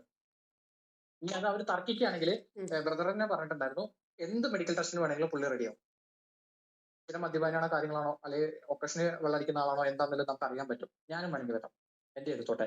പിന്നെ ഞാൻ ഓൾറെഡി എന്നെ കുറിച്ചൊരു അപവാദം പറഞ്ഞിട്ടുണ്ട്, അതിനും ഞാൻ മെഡിക്കൽ ടെസ്റ്റ് എടുത്ത് അവർ പറയുന്ന ഏത് ഇതിനും ഞാൻ റെഡിയാണ്. അവർ തെളിയിക്കണം, അല്ലെങ്കിൽ ഞാൻ അവർക്കെതിരെ മാനനഷ്ടത്തിന് എന്തായാലും കേസ് കൊടുക്കും, മസ്റ്റാക്കാൻ പോകും. ഞങ്ങൾ ലീഗലിന്റെ മൂവ് ചെയ്യാൻ തീരുമാനിച്ചിട്ടുണ്ട്. പക്ഷെ ഒരാളൊരു ആരോപണം ഉന്നയിക്കുമ്പോൾ അത് മറയ്ക്കാൻ വേണ്ടിയിട്ട്, പുറമറ ഇടാൻ വേണ്ടിയിട്ട് പലതരത്തിലുള്ള വേറെ കാര്യങ്ങളെല്ലാം പറയാം. ഇപ്പൊ ടീച്ചർ എന്നെ കുറിച്ചൊരു ആരോപണം ഉന്നയിച്ചു, ഞാൻ ടീച്ചറെ വിളിച്ച് വളരെ മനോഹരമായിട്ടല്ലേ സംസാരിച്ചത്, ടീച്ചർ ഇങ്ങനെ ഒരു കാര്യം കേട്ടു, ശരിയാണോ, എന്താ അവസ്ഥ നിങ്ങൾ കേട്ടില്ലല്ലോ, നമ്മൾ അങ്ങനെ പറയണ്ടേ? സത്യം തെളിയിക്കണം, പറയാനുള്ളത് മനസ്സിലായിരുന്നു. അപ്പൊ അവർക്കും ചെയ്യാലോ. കാരണം സോഷ്യൽ മീഡിയയിൽ അത്രയും ആക്റ്റീവായിട്ട് ഇരിക്കുന്നതാണ്. അവരുടെ കയ്യിൽ ഫോണുണ്ട്, വീഡിയോ ഇടാൻ പലതരത്തിലുള്ള മാധ്യമങ്ങളുണ്ട്, അവർക്ക് കോൺടാക്ട് ചെയ്യാൻ പലതരത്തിലുള്ള മാർഗങ്ങളുണ്ട്, ഈ വിവരങ്ങളൊക്കെ പുറം ലോകത്ത് അറിയിക്കാം. അതൊന്നും ചെയ്യാതെ അവർ മൗനമായി ഇരിക്കുമ്പോൾ, അതായത് നമ്മളെ കുറിച്ച് ഇങ്ങനെ മോശമായി പറയുമ്പോൾ അത് നമുക്ക് ഒത്തിരി വേദനയും സങ്കടങ്ങളൊക്കെ ഉണ്ടാക്കുന്നുണ്ട്. ശരി അജ്മൽ, അടുത്ത ഒരു സംശയം. ഈ ചാരിറ്റബിൾ ട്രസ്റ്റിൽ നിന്ന് അജ്മലിനോ അജ്മലിന്റെ ഫാമിലിയിൽപ്പെട്ട ആർക്കെങ്കിലുമോ പരിചയത്തിൽ ആർക്കെങ്കിലുമോ എന്തെങ്കിലും ഒരു സഹായമോ മറ്റെന്തെങ്കിലും ഒരു ബെനിഫിറ്റോ കിട്ടിയിട്ടുണ്ടോ? ബെനിഫിറ്റ് ഒന്നും കിട്ടിയിട്ടില്ല. ഞാൻ അവിടെ വർക്ക് ചെയ്ത കാലത്ത്, അതായത് ഈ ചാലക്കുടി ചാരിറ്റബിൾ ട്രസ്റ്റിൽ വർക്ക് ചെയ്ത സമയത്ത് ഞാൻ അവിടുന്ന് സാലറി കൈപ്പറ്റിയിട്ടുണ്ട്.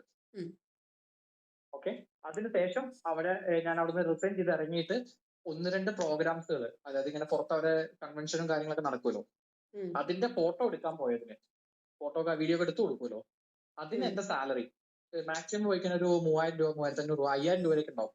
അത് വണ്ടി എടുത്തിട്ടുണ്ടെങ്കിൽ വണ്ടിയിൽ പോയി വരുന്ന ചെലവ്, നമുക്ക് ഒരു 2 ദിവസത്തെ പ്രോഗ്രാം അല്ലെങ്കിൽ 3 ദിവസത്തെ പ്രോഗ്രാം നമ്മൾ കവർ ചെയ്യുന്നതിന് നമ്മുടെ ഒരു മാന്യമായ ഒരു കൂലി എന്ന് പറയുന്നത് വൗച്ചർ ഒപ്പിട്ട് പോയിട്ട്, അതല്ലാതെ ഞാൻ 1 രൂപ പോലും ഞാൻ മേടിച്ചിട്ടില്ല.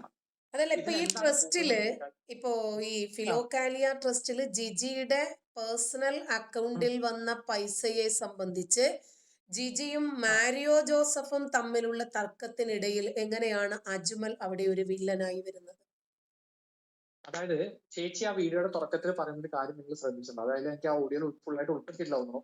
ഈ NGO എന്ന് പറയുന്ന ഫിലോകാലിയ ഫൗണ്ടേഷൻ എന്ന് പറയുന്ന സംഭവം ഒഴിവാക്കണമെന്നാണ് പുള്ളിക്കാരിയുടെ ആഗ്രഹം. അല്ലെങ്കിൽ അത് ഇനാക്ടിവേറ്റ് ആക്കി വെക്കണം, അല്ലെങ്കിൽ പുള്ളിക്കാരി പറയുന്ന ആളുകൾ വേണം അതിന്റെ ബോർഡ് മെമ്പേഴ്സ് എന്നാണ് പുള്ളിക്കാരിയുടെ ആവശ്യം. അല്ല, ഇടയ്ക്ക് അവര് പറയുന്നുണ്ട്, ഇപ്പൊ ഈ മോള് പറയുന്നുണ്ട് അമ്മയെ ചേർക്ക്, അയാളെ എടുത്ത് കള എന്ന് പറയുന്നുണ്ട്. അവസാനം ഈ അമ്മ ജിജി പറയുന്നുണ്ട് എന്നാ മോളെ ചേർക്ക് എന്ന് പറയുന്നുണ്ട് ആ വീഡിയോയ്ക്കകത്ത്. അല്ല, അതാ പറഞ്ഞത്, ഈ ഓഡിയോയുടെ ഇടയിൽ സംസാരിച്ച പല ഭാഗങ്ങളും അവർ കട്ട് ചെയ്ത് ഒഴിവാക്കി. മനസ്സിലായോ? ഓഡിയോയിൽ ഇല്ലാത്ത, അതായത് കുറെ ഭാഗങ്ങൾ സംസാരിച്ചതിന്റെ പല ഭാഗങ്ങൾ, അതായത് ബ്രദറിനെ പച്ചയ്ക്ക് തെറി വിളിക്കുന്നത് ആ മോള്. അപ്പനെ മായി പൂയൊക്കെ കൂട്ടി വിളിച്ചു കഴിഞ്ഞിട്ട് അപ്പനോട് പറയാണ് ഇത് ചേർക്ക് എന്നാ അമ്മ പറഞ്ഞാല ആ അമ്മ പറയുന്ന വാക്ക് അപ്പ കേൾക്കും ഇല്ലല്ലോ. മനസ്സിലായില്ലേ? അതായത് പുള്ളിക്കാരി മോളെ ഇരുത്തി ബ്ലാക്ക് മെയിൽ ചെയ്യുന്ന പോലെ വിളിച്ച് തെറി പറഞ്ഞ് കാര്യങ്ങളാക്കി പിടിച്ചിരുത്തി നോക്കിയിട്ട് നടക്കില്ല എന്ന് പറഞ്ഞാൽ, അത് നിങ്ങൾ ആ ഓഡിയോ ഒന്ന് കേട്ടാൽ അറിയാം. പുള്ളിക്കാരിയുടെ സംസാരത്തിന്റെ ടോണുകൾ ഇങ്ങനെ പല ടൈമിൽ ഇങ്ങനെ മാറി മാറി വരുന്നുണ്ട്. അത് ഇത് കട്ട് ചെയ്ത് എടുത്തോണ്ടാണോ? അത് നമ്മളിപ്പോ സംസാരിക്കുമ്പോൾ നമുക്ക് ഒരേ ടോൺ ഉണ്ടാവും, ആ ടോണിനൊരു വേരിയേഷൻ വരുമ്പോൾ, കാരണം ഞാനൊക്കെ എഡിറ്റിംഗിൽ ഇരിക്കുന്നത് നമുക്ക് പെട്ടെന്ന് അറിയാൻ പറ്റും. ഇത് കട്ട് ചെയ്ത് ഉണ്ടാക്കിയ ഒരു മാനിപ്പുലേറ്റർ. അതെന്ന് വെച്ചാൽ അവരുടെ ലക്ഷ്യം, അത് ആ വീഡിയോ ഇറക്കുന്നതിന് എപ്പോഴാണെന്ന് അറിയോ? ഞങ്ങൾ ഇങ്ങനെ ഒരു, അതായത് ഇവർ ഇന്ന തരത്തിലുള്ള ക്രമക്കേടുകൾ കാണിച്ചിട്ടുണ്ട്, ഇന്ന പോലെ കാര്യങ്ങൾ ഉണ്ടെന്ന് പറഞ്ഞപ്പോഴാണ് ആ വീഡിയോ പുറത്തു വിട്ടത്. അതുവരെ ആ വീഡിയോ പുറത്തു വിട്ടിട്ടില്ല. ഇന്ന് രാത്രിയാണ് ആ വീഡിയോ പുറത്തു വരുന്നത്. ഉം, ഉം, ഉം. മനസ്സിലല്ലേ? അതായത് ഞങ്ങളുടെ ക്രെഡിബിലിറ്റി എങ്ങനെയും തകർക്കുക. ആ തകർക്കാൻ അവർക്കൊരു വേറെ മാർഗ്ഗമില്ല. ഞങ്ങൾ ചോദിച്ച ചോദ്യത്തിന് അത് ഞങ്ങൾ ആ വീഡിയോയിലും ബ്രദർ ഇട്ട വീഡിയോയിലും വ്യക്തമായി ചോദിക്കുന്നുണ്ട്. അവളുടെ ഇൻകത്തിന്റെ സോഴ്സ് എവിടുന്നാണ്?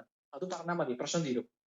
ആ ചോദ്യം മറയ്ക്കാൻ വേണ്ടിയിട്ടാണ് ഞാനാണ് അവരെ കുടുംബം തകർക്കാൻ പോയ വില്ലെന്ന് പറഞ്ഞു. ഇനി ഞാനാണ് അവരെ കുടുംബം തകർക്കാൻ പോയ വില്ലനെങ്കിൽ 2018 തൊട്ടിട്ട് ഈ 2025 വരെ ഇവരെ കൂടെ ഞാനുണ്ട്. ഇവരുടെ ഫാമിലിയിലുള്ള സകല ആളുകളെ എനിക്കറിയാം പേഴ്സണലി. അപ്പൊ എന്തേ ഈ 25-ൽ ഇത്രയും ഈ കഴിഞ്ഞ ദിവസമാണ് ഈ പ്രശ്നം നടന്നത്. ഇതുവരെ ഞാനുണ്ട് അവരുടെ കുടുംബം തകർത്തില്ലേ? അല്ല, ഇപ്പൊ ഈ അതിനിടയിൽ ഞാൻ അക്കൗണ്ടിൽ വന്ന എന്തിനാ പൈസയെ കുറിച്ച് ചോദ്യം ചെയ്തത് മാരിയോ ജോസഫ് അല്ലേ? അജ്മല് ജിജിയോട് ഈ വിഷയം സംസാരിച്ചിട്ടില്ലല്ലോ. അതോ ഈ കുടുംബ വിഷയം നടക്കുന്ന സമയത്ത് അജ്മൽ ഇവിടെ ഉണ്ടോ? അല്ല അല്ലല്ല അതെന്താ സംഭവം എന്ന് വെച്ചാൽ ഞാൻ പറഞ്ഞില്ലേ, ഈ ഉം, ട്രസ്റ്റിന്റെ ബോർഡ് മീറ്റിംഗ് ഞങ്ങളന്ന് കൂടിയപ്പോ ഈ ഫണ്ടിന്റെ കേസിലൊക്കെ ഞങ്ങൾ സുതാര്യത വേണം കാര്യങ്ങൾ പറഞ്ഞു. ഉം. അതൊക്കെ പുള്ളി പറഞ്ഞു എന്നെ ഇന്ന് ഒഴിവാക്കണം എന്ന് പറഞ്ഞു. പക്ഷെ ഞാൻ സംസാരിച്ചല്ലോ പുള്ളിക്കെതിരായിട്ട്, എഗെയിൻസ്റ്റ് ആയിട്ട് സംസാരിച്ചല്ലോ. ഓ, അതായത് ഈ ഫൗണ്ടേഷൻ ആവുന്ന സമയത്ത് നമ്മൾ ഒരു കാരണവശാലും ₹1 പോലും കയ്യിൽ മേടിക്കാൻ പാടില്ല. ആ. അതിന് 12 കാര്യങ്ങൾ അതിന്റെ രജിസ്ട്രേഷൻ സർട്ടിഫിക്കറ്റിലുണ്ട്. വിദേശത്ത് നിന്ന് ഫണ്ട് വരുന്നത് ഡയറക്റ്റ് ആ ട്രസ്റ്റിന്റെ അക്കൗണ്ടിലേക്കാണ്, അത് ഫൗണ്ടേഷന്റെ അക്കൗണ്ടിലേക്കാണ് വരിക. ഇതിലേക്ക് ഓക്കെ, നമുക്ക് കളിക്കാൻ പറ്റില്ല. ഓക്കെ. ആ ഓഡിയൻസിന് ഏതാണ്ട് ഇപ്പൊ കാര്യം മനസ്സിലായിട്ടുണ്ട്. അതായത് ആ ഉം, അനധികൃതമായി പണം ഉം, സ്വന്തം അക്കൗണ്ടിലും മറ്റുള്ളവരുടെ അക്കൗണ്ടിലും ജിജി സ്വീകരിക്കുകയും ബോർഡ് മീറ്റിംഗ് ആ, വന്ന സമയത്ത് ഇത്തരം ഉം. ക്രമക്കേടുകളെ സംബന്ധിച്ച് അജ്മല് ആ. സൂചിപ്പിക്കുകയും ചെയ്തതുകൊണ്ടാണ് അജ്മലിനെയും അതെ മാരിയോയെയും അത് ചേർത്തിട്ട് ഇങ്ങനെ അത് ഒരു ഞാൻ അപരാധം സൂചിപ്പിക്കാന്ന് ഉണ്ടാക്കിയത്. പറഞ്ഞാല് അതെ ഞാൻ സൂചിപ്പിക്കാന്ന് പറഞ്ഞാല് ഞങ്ങളെ ഫൗണ്ടേഷന്റെ ബോർഡ് മീറ്റിംഗ് കൂടുമ്പോൾ പുള്ളിക്കാരി അവിടെ വന്നു. ഉം, വന്നിട്ട് അവിടെ കുറെ ഷോപ്പ് കാണിച്ചു. ഉം, ആ ഷോപ്പിന്റെ ഇടയിൽ പുള്ളിക്കാരി ഇതിൽ കയറാൻ വേണ്ടി നിൽക്കുമ്പോൾ ഇതിൽ ഉണ്ടാവാൻ പോകുന്ന കോൺഫ്ലിക്ട്സ്, ഇതിന്റെ പ്രശ്നങ്ങൾ, അത് വരാൻ ഉം, പോകുന്ന കാര്യങ്ങൾ എന്താണെന്ന് നമ്മൾ വ്യക്തമായിട്ട് ധാരണ കൊടുത്തിട്ടുണ്ട്. ഉം, അത് ഇന്ന പോലെ ഇതിൽ വന്നു കഴിഞ്ഞാൽ അതിപ്പോ ട്രസ്റ്റിലാകുമ്പോൾ അത് അവര് മറ്റേ 6-ാം നമ്പറിൽ പറഞ്ഞ പോലെ ഇതൊരു ട്രസ്റ്റിന്റെ വകയാണ്, ട്രസ്റ്റിലെ ഒരു ബോർഡ് മെമ്പറിൽ സമ്മതിച്ചാൽ ഞങ്ങൾ ചെയ്യാന്ന് പറയുള്ളൂ. അപ്പൊ ആരെ ട്രസ്റ്റിലെ ബോർഡ് മെമ്പർ ആയിരിക്കുമ്പോൾ ഞാനും സുഭദ്രയും സുഭദ്രയുടെ അമ്മയെന്ന് പറയില്ല. അതെ. ഇതേപോലെയാണ് അത് അവരും അവരുടെ അമ്മയും അപ്പനും പിന്നെ ഒരു ആൽബിചേട്ടനോ അത് അവർ പറയുന്ന കേൾക്കുന്ന ആളാണ്.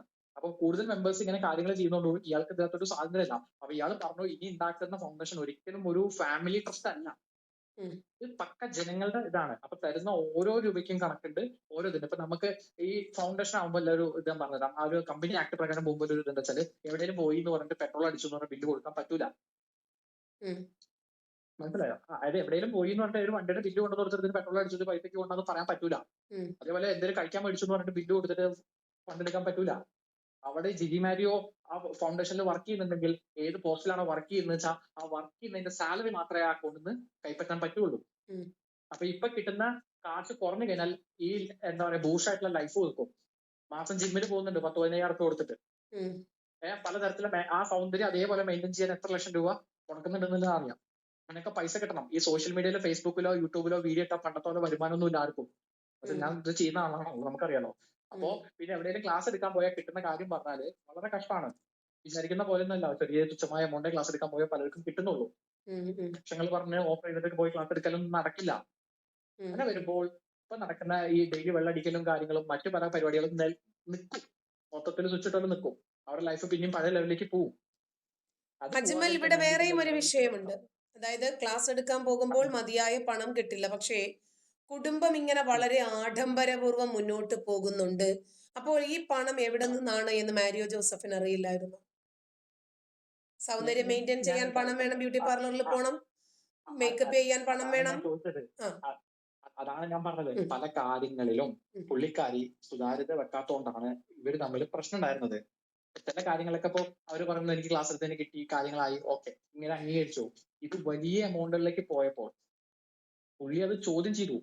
അല്ല ആ അജ്മൽ, ചോദ്യം ഇവിടെ വേറെ ചെയ്തതാണ് ഇപ്പൊ ഇത്രയും വിഷയമുണ്ട്. വിഷയമുണ്ടായത്. ആ, അജ്മലും ഒരു ആ, കുടുംബം നോക്കി മുന്നോട്ട് പോകുന്ന ആ, ഒരാളാണ്. ഞാനും ഒരു ഉവ്വ, ആ, കുടുംബിനിയാണ്, എനിക്കറിയാം. അപ്പോ ആ, എൻ്റെ മക്കൾ ആ, ഉപയോഗിക്കുന്ന ഒരു പേന പോലും ഞാൻ വാങ്ങി കൊടുത്തതല്ലെങ്കിൽ ഞാൻ ചോദ്യം ചെയ്യാറുണ്ട്. ആ, എല്ലാവരും ഇപ്പൊ ആ, അങ്ങനെ ആ, ആയിരിക്കണമെന്നൊന്നുമില്ല. അപ്പൊ എന്റെ കുടുംബത്തിന്റെ ഇല്ല, എല്ലാ വരവ് ചെലവ് കണക്കുകളും എനിക്കും അറിയാം, ഇക്കായ്ക്കും ആ, അറിയാം. അത് ഞങ്ങൾ ആ, മക്കളുമായിട്ടും ഓ, ഷെയർ ചെയ്യാറുണ്ട്. അപ്പൊ ഇവർക്ക് മാസം ജിമ്മിൽ ആ, പോകാൻ 15,000 രൂപ, ബ്യൂട്ടി പാർലറിൽ പോകാൻ പണം, സൗന്ദര്യം മെയിൻറ്റെയിൻ ചെയ്യാൻ പണം, ആ, ഇവരുടെ ആഡംബരത്തിന് ആ, പണം, ഇതൊന്നും കൂടെ ആ, കിടക്കുന്ന മാരിയോ ജോസഫിന് അറിയില്ലായിരുന്നു എന്ന് പറയുമ്പോൾ അതിനകത്ത് എന്തൊക്കെയോ ചില ആ, വൈരുദ്ധ്യങ്ങൾ. ആ, അതാണ് ഞാൻ പറഞ്ഞത്. ഉം. ഇതിനെല്ലാം ഫണ്ട് പുള്ളിക്കാരി ട്രസ്റ്റ് എടുക്കാറുണ്ട്. ഉം. മനസ്സിലായില്ലേ? ഉം. ആദ്യം ഞാൻ പറഞ്ഞ കാര്യം അതാണ്. ഉം. മനസ്സിലായില്ലേ? ആ. ട്രസ്റ്റ് പുള്ളിക്കാരി അങ്ങനത്തെ ഒക്കെ പല പുള്ളിയുടെ പേഴ്സണൽ കാര്യങ്ങൾക്ക് എന്ന് പറഞ്ഞിട്ട് പൈസ എഴുതിയെടുക്കും. ആ. ഡീസൽ അടിച്ചു എന്ന് പറഞ്ഞാൽ 5,000 രൂപ ബില്ല് കൊടുത്ത് 5,000 കിട്ടിയോ? ഉം. ഇതേപോലെ അത് ചെയ്തു എന്ന് പറഞ്ഞാൽ 5000 കൊടുത്ത ഫണ്ട് വന്നത് അങ്ങനെ കാട്ടി എന്ന് പറഞ്ഞാൽ തീർന്നോ? അല്ലെങ്കിൽ ആരെങ്കിലും കണ്ടു അവർക്ക് പൈസ കൊടുത്തു. അതായത് പുള്ളിക്കാരി പറയാണ് എന്റെ അക്കൗണ്ടിൽ 15,000 വന്നു, ഒരു പാവപ്പെട്ടവനെ കണ്ടു, അവന് ഞാനൊരു 10,000 ഡൊണേഷൻ കൊടുത്തു എന്ന് പറഞ്ഞാൽ തീർന്നോ? ആ. അല്ല, ഇവിടെ വേറൊരു മനസ്സിലായില്ലേ? ആ. വിഷയമുണ്ട്. അതായത് ഉം. ഒരു ആ. സാമ്പത്തിക ക്രമക്കേട് ബോർഡ് മീറ്റിംഗിന് ആ. അടച്ചിട്ട മുറിയിൽ നിന്ന് ആരും റെക്കോർഡ് ചെയ്യാതെയാണ് നിങ്ങൾ എല്ലാവരും കൂടി ഉം. പരസ്പരം ചർച്ച ചെയ്യുന്നത്.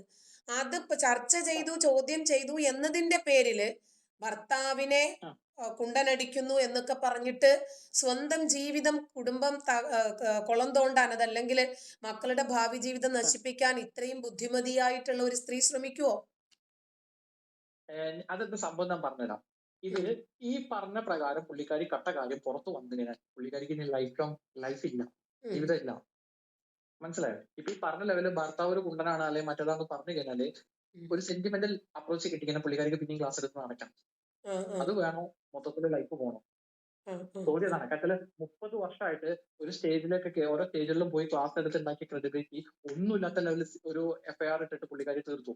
ആ, ആ. എഫ്ഐആർ സത്യമാണോ നുണയാണെന്നുള്ളത് വേറെ, അതൊക്കെ ഏഹ് ഇത് കഴിഞ്ഞിട്ട് ഈ വ്യക്തി ഇത് എന്നാലും വേണ്ടില്ല, ഇനി എനിക്കെതിരെ കേസ് കൊടുത്താലും വേണ്ടില്ല, ഇതിന്റെ സത്യം ഞാൻ ജനങ്ങളോട് പറയുമെന്ന് പറഞ്ഞപ്പോഴും ഇയാളുടെ ക്രെഡിബിലിറ്റി തകർക്കാൻ വേണ്ടിയിട്ട് മകളെ പോലും കൂട്ടുപിടിച്ച് ഈ പരിപാടി ഒപ്പിച്ചു. ഉം. ഭാഗം നിങ്ങൾ പറയാം. കാച്ചാല് ഇതൊരു കുടുംബ പ്രശ്നമാണ്. കത്തോലിക്കനെ സംബന്ധിച്ചിടത്തോളം കുടുംബം അത്രയും ഇമ്പോർട്ടന്റ് ആയ കാര്യമാണ്. എല്ലാം ഓക്കെയാണ്. പക്ഷെ അതിന്റെ അപ്പുറം ഒരു പ്രശ്നം കിടക്കുന്നത് ഈ കുടുംബത്തെ വിശ്വസിച്ച് അന്നന്ന് അധ്വാനിക്കുന്ന പൈസ നിന്ന് 10ഉം 20ഉം മാറ്റി വെച്ചിട്ട് മാസം ഒരു കുഴപ്പമില്ലാത്ത എമൗണ്ട് അയച്ചു കൊടുത്ത ആളുകൾ മണ്ടന്മാരായില്ലേ? മണ്ടന്മാരായില്ലേ? ഇങ്ങനെ ഇവിടെ പുറത്ത് വന്നിട്ട് പിന്നെ മകള് ആരുടെ പറയുന്നുണ്ടല്ലോ, അതായത് എന്ത്? എനിക്ക് ഈ ലോകത്തിലുള്ള എല്ലാത്തിനേക്കാളും വിലപ്പെട്ടത് എൻ്റെ അപ്പനാണ്, ആ ആ. അപ്പനോടൊപ്പം ഞാൻ നിൽക്കും. 9ാം ക്ലാസ്സിൽ വെച്ചിട്ട് ഞാനത് കണ്ടിട്ട് ആ. പോലും അപ്പനോട് ഞാൻ ചോദ്യം ചെയ്തില്ലല്ലോ എന്നൊക്കെ ആ മകൾ ഇടയ്ക്ക്. അപ്പോ നിങ്ങൾ മുറിച്ചു ആ. എന്ന് പറയുമ്പോൾ ഏതാണ്ട് അതിനകത്ത് യാഥാർത്ഥ്യമുണ്ടെന്ന് ഞാൻ മനസ്സിലാക്കുന്നു. കാരണം കുറച്ച് ഭാഗങ്ങളൊന്നും ആ. പരസ്പരം മനസ്സിലാക്കാത്ത രൂപത്തിലാണ്. ഞാൻ 2-3 തവണ കേട്ടതാണ് ആ വോയിസ്. ഞാൻ 2 തവണ എടുത്ത് അപ്പൊ അത് വീഡിയോയും ചെയ്തിരുന്നതാണ്. എനിക്ക് ഞാൻ അത് മനസ്സിലാക്കുന്നത് അത് ശരിയാണ്. എന്ത് കണ്ടു എന്നുള്ളത് അവിടെ പറഞ്ഞിട്ടുണ്ടാവുമല്ലോ. അപ്പൊ പറഞ്ഞിട്ടില്ല. അപ്പൊ ആ ഇതിനെക്കുറിച്ച് മകള് സംസാരിക്കണം. പോലും ഈ അല്ല അത് പിതാവിനെതിരാകുന്നു എന്ന് ആ. വന്നപ്പോൾ അതാണ് ആ. അവിടെയാണ് ഒരു അല്ല സംശയം ഞാനപ്പോ വന്നത്. അതാ ഞാൻ പറഞ്ഞു വരുന്നത്. ഈ എന്താണ് കണ്ട് അല്ലെങ്കിൽ എന്തെന്നുള്ളതിന്റെ ഫുൾ ഡീറ്റെയിൽ അവർ വിടണമായിരുന്നു, അല്ലെങ്കിൽ ഉം. അത് അവർ പറയണമായിരുന്നു. അത് അവർ പറഞ്ഞില്ല. ഇപ്പോഴും അവർ ആ ഓഡിയോക്ക് ഒരു ക്ലാരിഫിക്കേഷനോ അല്ലെങ്കിൽ മറ്റു കാര്യങ്ങളോ അവർ ചെയ്തിട്ടില്ല. ഉം. ഓക്കെ.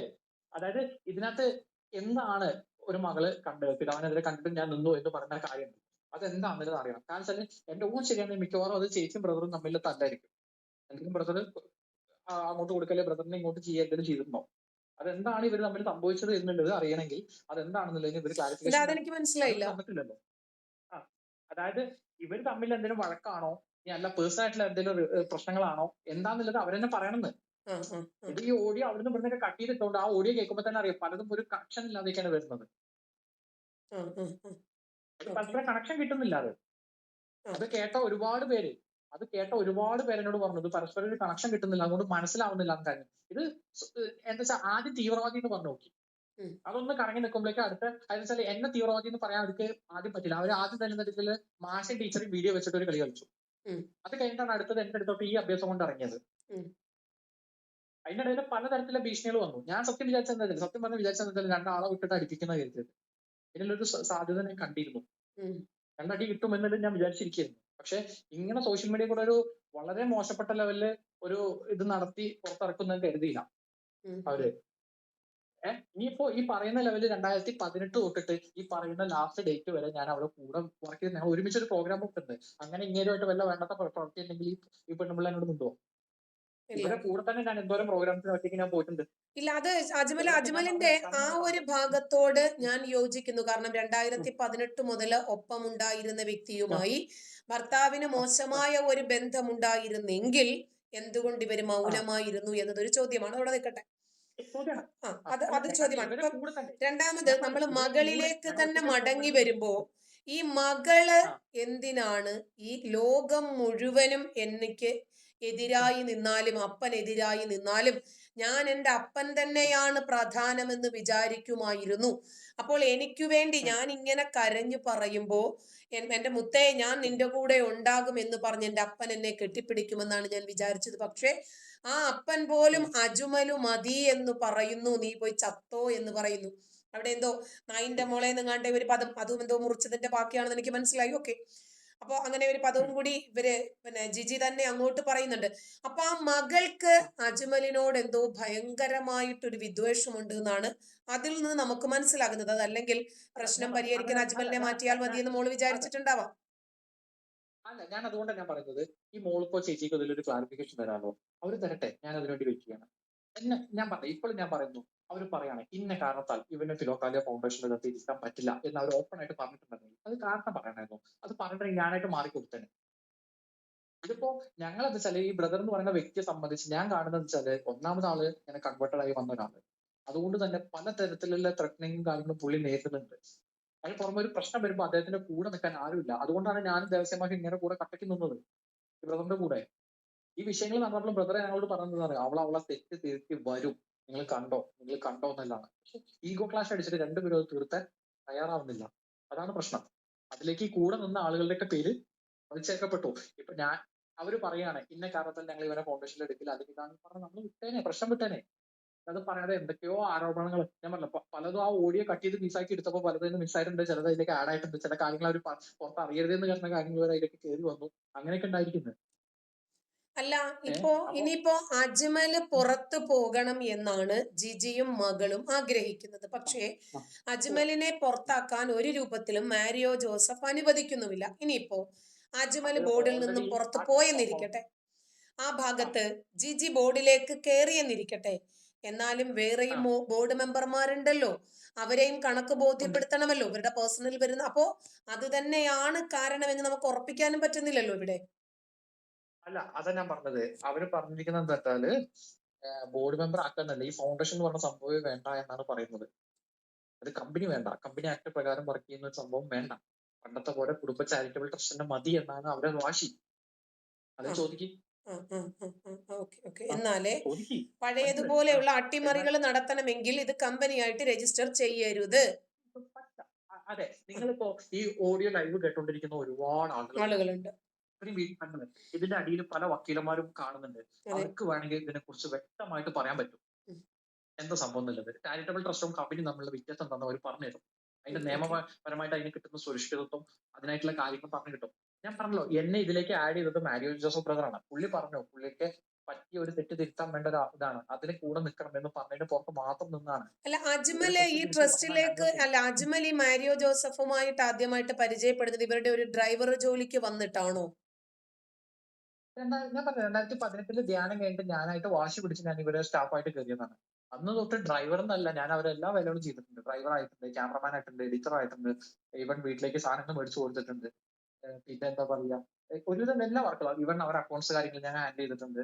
അവരുടെ പേഴ്സണായിട്ടുള്ള കാര്യങ്ങൾക്ക് പോലും പല കാര്യങ്ങൾക്കും നമ്മൾ പോയിട്ടുണ്ട്, വന്നിട്ടുണ്ട്, എല്ലാം ചെയ്തിട്ടുണ്ട്. അങ്ങനെ അവരൊരു ഓൾ ഇൻ ഓൾ ആയിരുന്നു ഞാൻ. സ്റ്റേജിൽ ക്ലാസ് എടുക്കുന്നതിന് മുമ്പ് സ്റ്റേജ് കാര്യങ്ങൾ ഒരുക്കാനും കുർബാനയുടെ സമയത്ത് ആൾക്കാരെ ഒരുക്കാനും ഒക്കെ നിന്നിട്ടുണ്ട്. ധ്യാനം കൂടിയ ആളുകളും ഫിലോക്കാലിയുടെ പരിപാടികൾ ഞാൻ വന്നിട്ട് ഏകദേശം 10-20 ധ്യാനത്തോളം നടത്തിയിട്ടുണ്ട്. 18 ധ്യാനം, 19 ധ്യാനം. സുലൈമാനുമായിട്ട് അല്ല, ഈ മാരിയോ ജോസഫുമായിട്ട് എന്തെങ്കിലും ഫാമിലി റിലേഷൻഷിപ്പ് ഉണ്ടോ അജ്മലിന്? ഇല്ല, ഒരു റിലേഷൻഷിപ്പും ഇല്ല. ഞാൻ ഇയാളുടെ പേര് കേൾക്കുന്ന തന്നെ എന്റെ ഒരു സുഹൃത്തായ ഒരു അച്ഛൻ പറഞ്ഞിട്ടാണ്. പിന്നെ ഇദ്ദേഹത്തിന്റെ പുസ്തകം വാങ്ങി ഞാൻ വായിച്ചു, നിന്നെ പുസ്തകം വായിച്ചു. എന്നിട്ടാണ് ഞാൻ അത് ധ്യാനം കൂടി കേട്ടോ, ഞാൻ ആ പുസ്തകം വായിച്ച് അത് കേട്ടപ്പോ എനിക്ക് കൂടുതൽ ഇഷ്ടപ്പെട്ടു. അങ്ങനെ ഞാൻ പുള്ളിയുടെ കൂടെ കൂടിയതാണ്.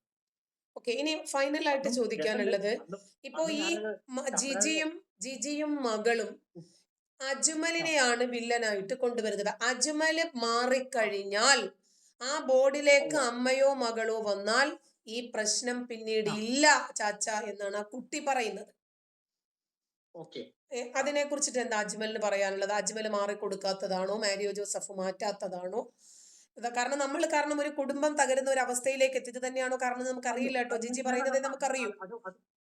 അതാ ഞാൻ പറഞ്ഞു വന്നത്. ഇപ്പൊ കാരണം പുള്ളിക്കാരന് ചേച്ചിയുടെ ഭാഗത്തുനിന്ന് നേരിട്ട ഒരു ത്രെട്ടനിങ് ഉണ്ടല്ലോ. പുള്ളി എന്താ നേരെ പോകുന്ന പറയുന്ന ഒരു പാതയിൽ സഞ്ചരിക്കുന്ന വ്യക്തിയാണ്. ഞാൻ അറിയുന്ന ആൾ 100%. പല സോഷ്യൽ മീഡിയയിൽ പലത് എന്ത് വന്നാലും ഞാൻ വിശ്വസിക്കില്ല. കാരണം വെച്ചാൽ അനധികൃതമായിട്ട് ആളെ കയ്യിൽ ഇന്ന് വരെ ഒരു രൂപ പോലും ഞാൻ കണ്ടിട്ടില്ല. പക്ഷെ ധ്യാനം നടത്തുന്ന സമയത്ത് പോലും പലപ്പോഴും വണ്ടിയുടെ അടവ് വരെ തെറ്റിയിട്ട് പലർക്കും പൈസ കടം വാങ്ങിയിട്ട് വരെ കൊണ്ടുപോയി കൊടുത്തിട്ടുണ്ട്. ആദ്യത്തെ വീട് വെച്ചു കൊടുക്കുമ്പോൾ സ്വന്തം ഇരിക്കുന്ന വീടിന്റെ ആധാരം കൊണ്ട് പണയം വെച്ചിട്ട് വീട് പണിത് കൊടുത്താണ് പുള്ളി. ഞാൻ പുള്ളിയെ ഞാൻ കളിയാക്കി. പക്ഷെ 2 പെൺകുട്ടികളല്ലേ വളർന്നത്, ഇമാര് മണ്ടത്തരം കാണിക്കാൻ പറ്റാണ്. അപ്പൊ ഈ പുള്ളിയെ സംബന്ധിച്ചിടത്തോളം കുറച്ച് നേരും നിറവും കൂടുതലുള്ള ഒരു മനുഷ്യനാണ് ഈ സുലൈമാൻ എന്ന് പറയുന്ന, അല്ലെങ്കിൽ നിങ്ങളൊക്കെ മാരി ജോസഫ് എന്ന് പറയുന്ന ഈ ബ്രദർ. ഉം. അപ്പൊ ഈ ബ്രദറിനെ സംബന്ധിച്ച് പുള്ളിയുടെ കീഴില് പുള്ളി അറിയാതെ ഒരു തെറ്റ് നടന്നു. അത് തിരുത്തി നല്ല ലെവലിലെ സ്ഥാപനം കൊണ്ടുവരണം എന്ന് പുള്ളിക്ക് അതിയായ ആഗ്രഹം. അതായത് ചാരിറ്റബിൾ ട്രസ്റ്റുകളെല്ലാം പുള്ളി ഒരു കാലത്ത് ചാരിറ്റബിൾ ട്രസ്റ്റ് എന്ന് പറഞ്ഞിരുന്നു. അതെ. അങ്ങനെ പറഞ്ഞ് അതിനൊരു മാതൃകയായിട്ട് തുടങ്ങിയ സ്ഥാപനം തന്നെ ഇതേ പരിപാടി ചെയ്തു കഴിഞ്ഞാൽ നാട്ടുകാർ പുള്ളിയെ കളിയാക്കി. അത് ഉം. വിചാരിച്ച് പുള്ളി ആ തെറ്റ് തിരുത്താൻ വേണ്ടിയിട്ട് ഒരു സഹായം പോലെയാണ് എന്നോടും എന്താ പറയാ ദേവസ്യമാരോടും ഈ ട്രസ്റ്റിൽ നിൽക്കാൻ പറഞ്ഞത്. കാരണം വെച്ചാല് ഉം. ഈ ട്രസ്റ്റ് നല്ല ലെവലിലായി ചേച്ചി നല്ല ലെവലിൽ തിരിച്ചു വന്നു കഴിഞ്ഞാൽ ഞങ്ങൾ ഞങ്ങളുടെ പരിപാടി നോക്കി പോകും. എനിക്ക് ഓൾറെഡി എന്റേതായ ബിസിനസ്സും അതിന്റേതായ തിരക്കുകളും വളരെ അധികം ഉള്ള ഒരു വ്യക്തിയാണ് ഞാൻ. നല്ല ലെവലില് അല്ല, അത്യാവശ്യം കുഴപ്പമില്ലാത്ത അജ്മലിന് ലെവലിൽ എന്റെ ബിസിനസ് നോക്കി പ്രത്യേകിച്ച് ഈ നടത്തുന്നു. ട്രസ്റ്റിൽ നിൽക്കുന്നത് കൊണ്ട് ഒരു ഗുണവുമില്ല, പോരെങ്കിൽ ഈ പേരുദോഷം ഒരു മാത്രമേ ഗുണമില്ല. ഉള്ളൂ അല്ലെ? പേരുദോഷം മാത്രമേ ഉള്ളൂ. തീർച്ചയായിട്ടും. കാരണം വെച്ചാല് ഞാൻ ഈ കാര്യങ്ങൾക്ക് ബ്രദറിന്റെ കൂടെ നിൽക്കാണ്ടായ കാരണമാണ് ഞാൻ നേരത്തെ പറയാൻ വന്നത്.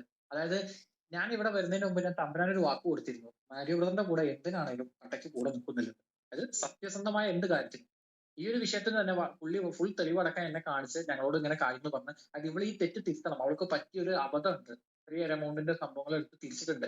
അത് ജനങ്ങളുടെ പൈസയാണ്. അത് ജനങ്ങളിലേക്ക് എത്തണം. അപ്പൊ അത് എത്താൻ വേണ്ടിയിട്ട് നീ ഒന്ന് സഹകരിക്കണം. ഞങ്ങൾ കൂടെ നിന്ന് ഞങ്ങളത് ചോദിക്കണം എന്ന് പറഞ്ഞു. അത് പുള്ളിക്ക് പെട്ടെന്ന് ചോദിക്കുമ്പോൾ ഈ പറഞ്ഞ ലെവലിൽ കുടുംബ വിഷയ കാര്യങ്ങളായി വരാത്ത ലെവലിൽ മാക്സിമം ഇത് അതിന്റെ ഉള്ളിൽ തന്നെ സംസാരിച്ച് തീർത്ത് ഈ കാര്യങ്ങളൊക്കെ ഒരു എന്താ പറയാ ഒരു സുതാര്യത വരുത്തണം എന്നേ ആഗ്രഹിച്ചിരുന്നുള്ളൂ. പക്ഷെ ഇത് പുള്ളിയെ പോയി ഉപദ്രവിക്കുകയും കാര്യങ്ങൾ പുള്ളിക്കെതിരെ കള്ളക്കേസ് കൊടുക്കുകയും വലിയ ലെവലിലേക്ക് പിന്നെ കാര്യങ്ങൾ കൊണ്ടുപോയി. മീഡിയ വളരെ കണക്കില്ലാതെ പെട്ടെന്ന് പണം മീഡിയ വന്നപ്പോഴല്ലേ അജ്മലെ ഇവർ രണ്ടുപേർക്കും ഇടയിൽ ഈ പ്രശ്നങ്ങൾ വന്നത്? കണക്കില്ലാത്ത പണം എന്ന് പറഞ്ഞാൽ അത് ആരെ കയ്യിലാ വന്നിരിക്കുന്നു എന്നുള്ളതാണ് അതെ. പ്രശ്നം. ഈ കണക്കില്ലാത്ത പണം വന്നു എന്ന് പറയുന്ന ആളുകൾ ചോദിക്കണം ആരെ കയ്യിൽ വന്നു, ഇതിനൊരു ക്ലാരിഫിക്കേഷൻ വേണം. കാരണം കഴിഞ്ഞ വർഷം മാത്യു ബ്രദറിന്റെ അക്കൗണ്ടിൽ ഇഡി പിടിച്ചു. ഉം. ഇഡി പിടിച്ചു എന്ന് പറഞ്ഞാല് അവര് വിളിപ്പിച്ചു, അവര് ചെക്ക് ചെയ്തു. ഉം. ചാരിറ്റബിൾ ട്രസ്റ്റിന്റെ ഫുൾ അക്കൗണ്ടും ഈ മാരി ജോസഫിന്റെ ഫുൾ അക്കൗണ്ട്, അതായത് പുള്ളിയാണല്ലോ ഡയറക്ടർ, മെയിൻ ഉം. ഡയറക്ടർ. ഉം. അതുകൊണ്ട് പുള്ളിയുടെ പേഴ്സണൽ അക്കൗണ്ടും ഫുൾ ആയിട്ട് അവർ ചെക്ക് ചെയ്തു. അതിൽ ഉം. വേറെ ക്രമക്കേടോ കാര്യങ്ങളൊന്നും കണ്ടെത്താനോ സാധിച്ചില്ല. ഓഡിറ്റിംഗും കറക്റ്റ് ആയിരുന്നു. അതുകൊണ്ട് പുള്ളിയെ ഫ്രീ ആക്കി വിട്ടു. ഉം. അത് കഴിഞ്ഞപ്പോ തൊട്ട് പുള്ളിക്ക് ഒരു പേടിയുണ്ട് ഉം. എപ്പോഴും. കാരണം ഇതെപ്പോഴും നമ്മളൊരു വാച്ച് ചെയ്തോണ്ടിരിക്കുമല്ലോ. ഒരു സംഭവം, അതായത് ചുടുവെള്ളത്തിൽ വീണ പൂച്ച പിന്നെ പച്ചവെള്ളം കണ്ടാൽ അറയ്ക്കുന്നു പറയുന്ന പോലെ ഉം. ഇത് കാണുമ്പോൾ തൊട്ട് പുള്ളിക്ക് ഒരു പേടിയുണ്ട്. പുള്ളി കരുതിയിരിക്കുകയാണ്. ഉം. അങ്ങനെ ഇരിക്കുന്ന സമയത്താണ് ഒരു ദിവസം പുള്ളി ഒന്നും അറിയാത്ത സമയത്ത് പുറത്തിറങ്ങുമ്പോൾ കാണുന്നത് വീടിന്റെ തൊട്ടപ്പുറത്ത് വീടിന്റെ മതിൽമ കൊണ്ടുപോയിട്ട് ഇവിടെ ബോർഡ് വെക്കണം. അപ്പൊ ഉം. സ്റ്റാഫിനോട് പുള്ളി ചോദിച്ചു ഇതെന്താ ഇവിടെ? അപ്പൊ ചേച്ചി വെക്കാൻ പറഞ്ഞിട്ടാന്ന് പറഞ്ഞു.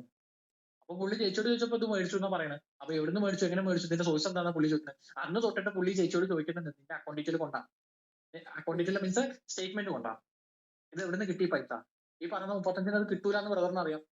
അതിന്റെ ബാക്കി കാര്യങ്ങൾ അറിയാൻ വേണ്ടി ചോദിക്കുന്നുണ്ട്. അന്ന് തൊട്ട് ഈ പണത്തിന്റെ പേരിൽ ഇവർ തമ്മിൽ തുടങ്ങി കച്ചറയുണ്ട്. ഉം.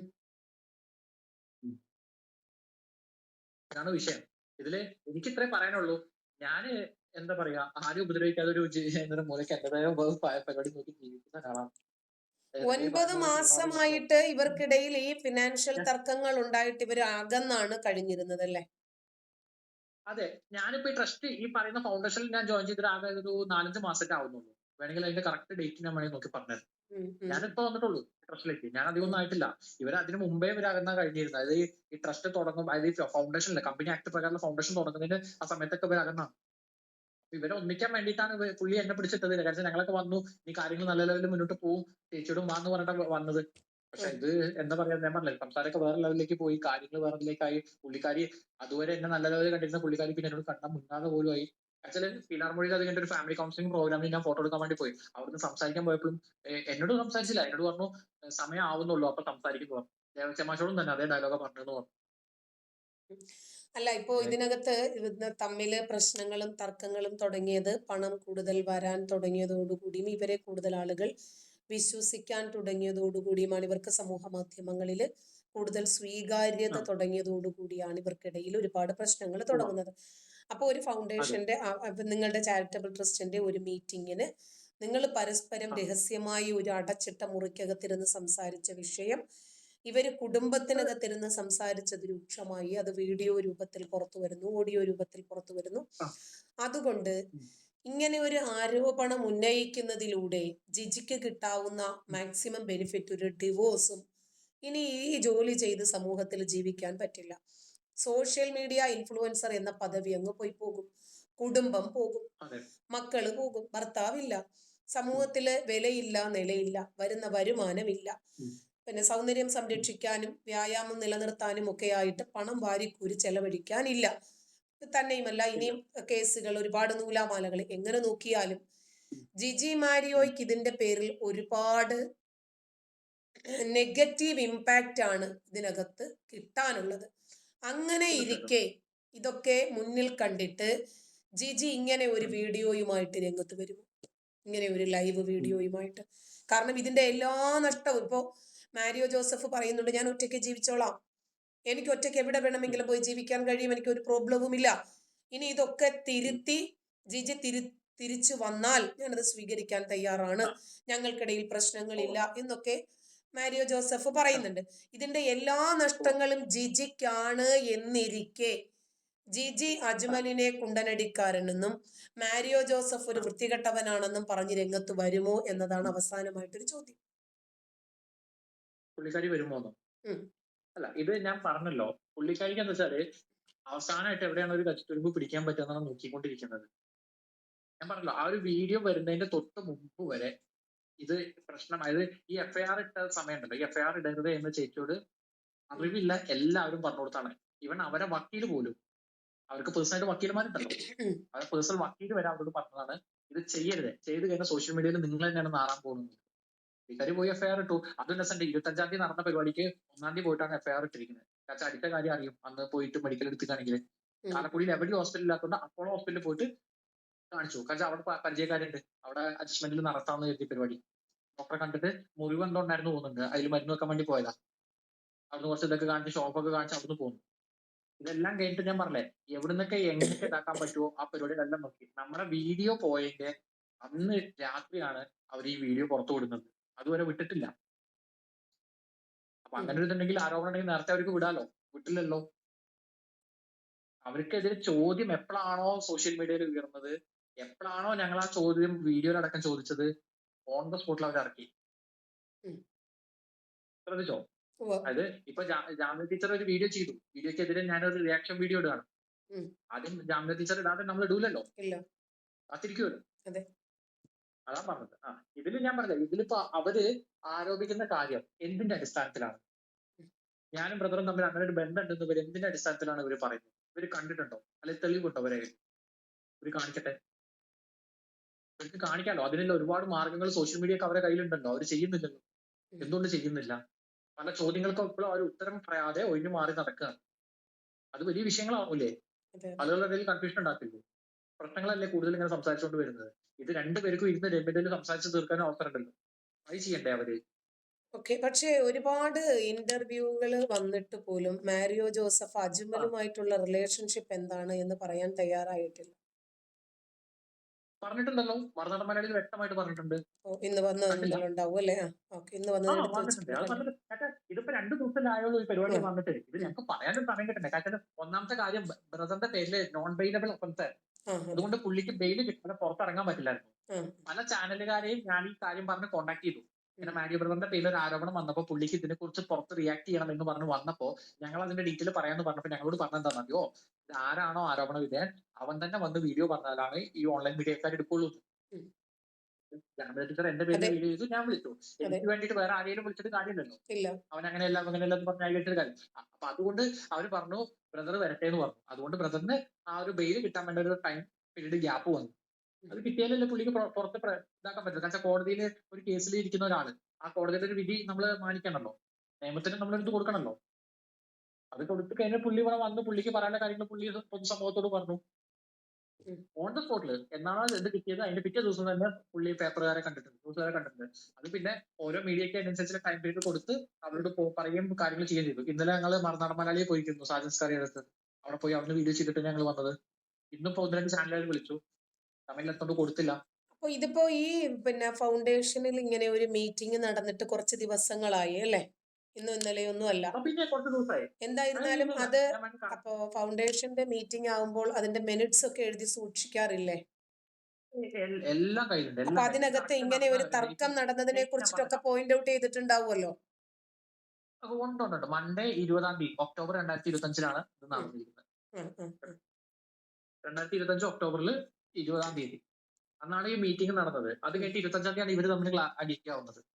ആ, ബ്രദറും ആ. ചേച്ചിയും തമ്മിൽ എന്തോ പ്രശ്നം നടന്നു പറഞ്ഞില്ലേ, അതിന് 1-ാം തീയതിയാണ് കേസ് ഇടുന്നത്. കാരണം ഇത് ഏറ്റവും ആദ്യം പോയിട്ട് ബ്രദറാണ് അങ്ങോട്ട് ഒരു കംപ്ലൈന്റ് ഫയൽ ചെയ്തത്. കാരണം ഇവരെ എന്നെ ഉപദ്രവിച്ചിട്ടുണ്ട്, ഇത് എന്നെ വന്ന് ഉപദ്രവിക്കാൻ പാടില്ല, അതിന് വേണ്ട പ്രൊട്ടക്ഷൻ തരണം എന്ന് പറഞ്ഞിട്ടാണ് കേസ് കൊടുത്തിരുന്നത്. അല്ല ചേച്ചിനെ പിടിച്ച് അകത്തിടണമെന്ന് പറഞ്ഞിട്ടല്ല. ഉം. അതിനെതിരെയാണ് ചേച്ചി പോയിട്ട് പുള്ളി എന്നെ തല്ലി, അങ്ങനെ ആക്കി ഇങ്ങനെ ആക്കി എന്ന് പറഞ്ഞിട്ട് എഫ്ഐആർ ഇടിപ്പിച്ച് ഗാർഹിക പീഡനം എന്നുള്ള വകുപ്പ് പ്രകാരം ഉണ്ടായത്. ഓക്കെ, എന്തായിരുന്നാലും നമുക്ക് അറിയേണ്ടുന്ന കാര്യങ്ങൾ ഏകദേശമൊക്കെ അജ്മൽ നമ്മളോട് കോപ്പറേറ്റ് ചെയ്തിട്ടുണ്ട് എന്ന് തോന്നുന്നു. അപ്പം അജ്മലിന് എന്നോടൊരു വിഷമം ഉണ്ടായത് അജ്മലിനെ കുണ്ടൻ എന്ന് ഞാൻ എൻ്റെ വീഡിയോയിലോ അതല്ലെങ്കിൽ തമ്പനയിലോ പരാമർശിച്ചതാണ്. അത് ജിജി പറഞ്ഞതാണ്. അതുവരെ അജ്മൽ എന്ന് കേട്ടപ്പോൾ ഞാൻ വിചാരിച്ചത് അജ്മൽ ഒരു വിശ്വാസിയായിരിക്കും എന്നാണ്. ഓക്കെ, അപ്പോ അതെ, അപ്പൊ അത് എനിക്കൊന്ന് കറക്റ്റ് ചെയ്യാനുണ്ടായിരുന്നു. കാരണം ഞാൻ ലൈവിൽ എൻ്റെ ഓഡിയൻസിനോടാണല്ലോ പറഞ്ഞത്. അപ്പൊ അവർക്ക് മുമ്പിൽ എനിക്കത് തെളിയിക്കാനുണ്ടായിരുന്നു. ഏതാണ്ട് എൻ്റെ ഭാഗം ഇവിടെ പൂർത്തിയായിട്ടുണ്ട്. അജ്മൽ സഹകരിച്ചതിൽ വളരെ സന്തോഷം. Okay, okay. നമ്മളായിട്ട് തന്നെ ഒരു വിഷയം പറയുമ്പോൾ നമ്മളെ ഇങ്ങോട്ട് വിളിച്ചിട്ട് നിങ്ങൾ പറഞ്ഞതല്ല ശരി, എനിക്ക് കുറച്ച് വസ്തുതകൾ നിങ്ങളുടെ ഓഡിയൻസിനോട് പറയാനുണ്ട് എന്ന് പറയുമ്പോൾ നമ്മൾ പറഞ്ഞു. ഇനി ഇതേ ആവശ്യവുമായിട്ട് മാരിയോ ജോസഫോ ജിജി മാരിയോയോ അതല്ലെങ്കിൽ അവരുടെ മകളോ നമ്മളെ സമീപിച്ചാൽ അതുപോലെ തന്നെ നിങ്ങൾ നിങ്ങളുടെ സത്യങ്ങൾ എന്താണോ തുറന്നു പറയാൻ ഒരു പ്ലാറ്റ്ഫോം നമ്മൾ കൊടുക്കുക. അതൊക്കെ അവരുടെ അഭിപ്രായം മാത്രമാണ്. ക്ലിയർ? നമ്മുടെ ദൗത്യം നമ്മൾ കൃത്യമായിട്ട് പൂർത്തീകരിച്ചിട്ടുണ്ട്. ഓക്കെ, ഒരു ലൈവും മൊത്തവും അങ്ങനെ അങ്ങോട്ട് തീർന്നു അല്ലേ?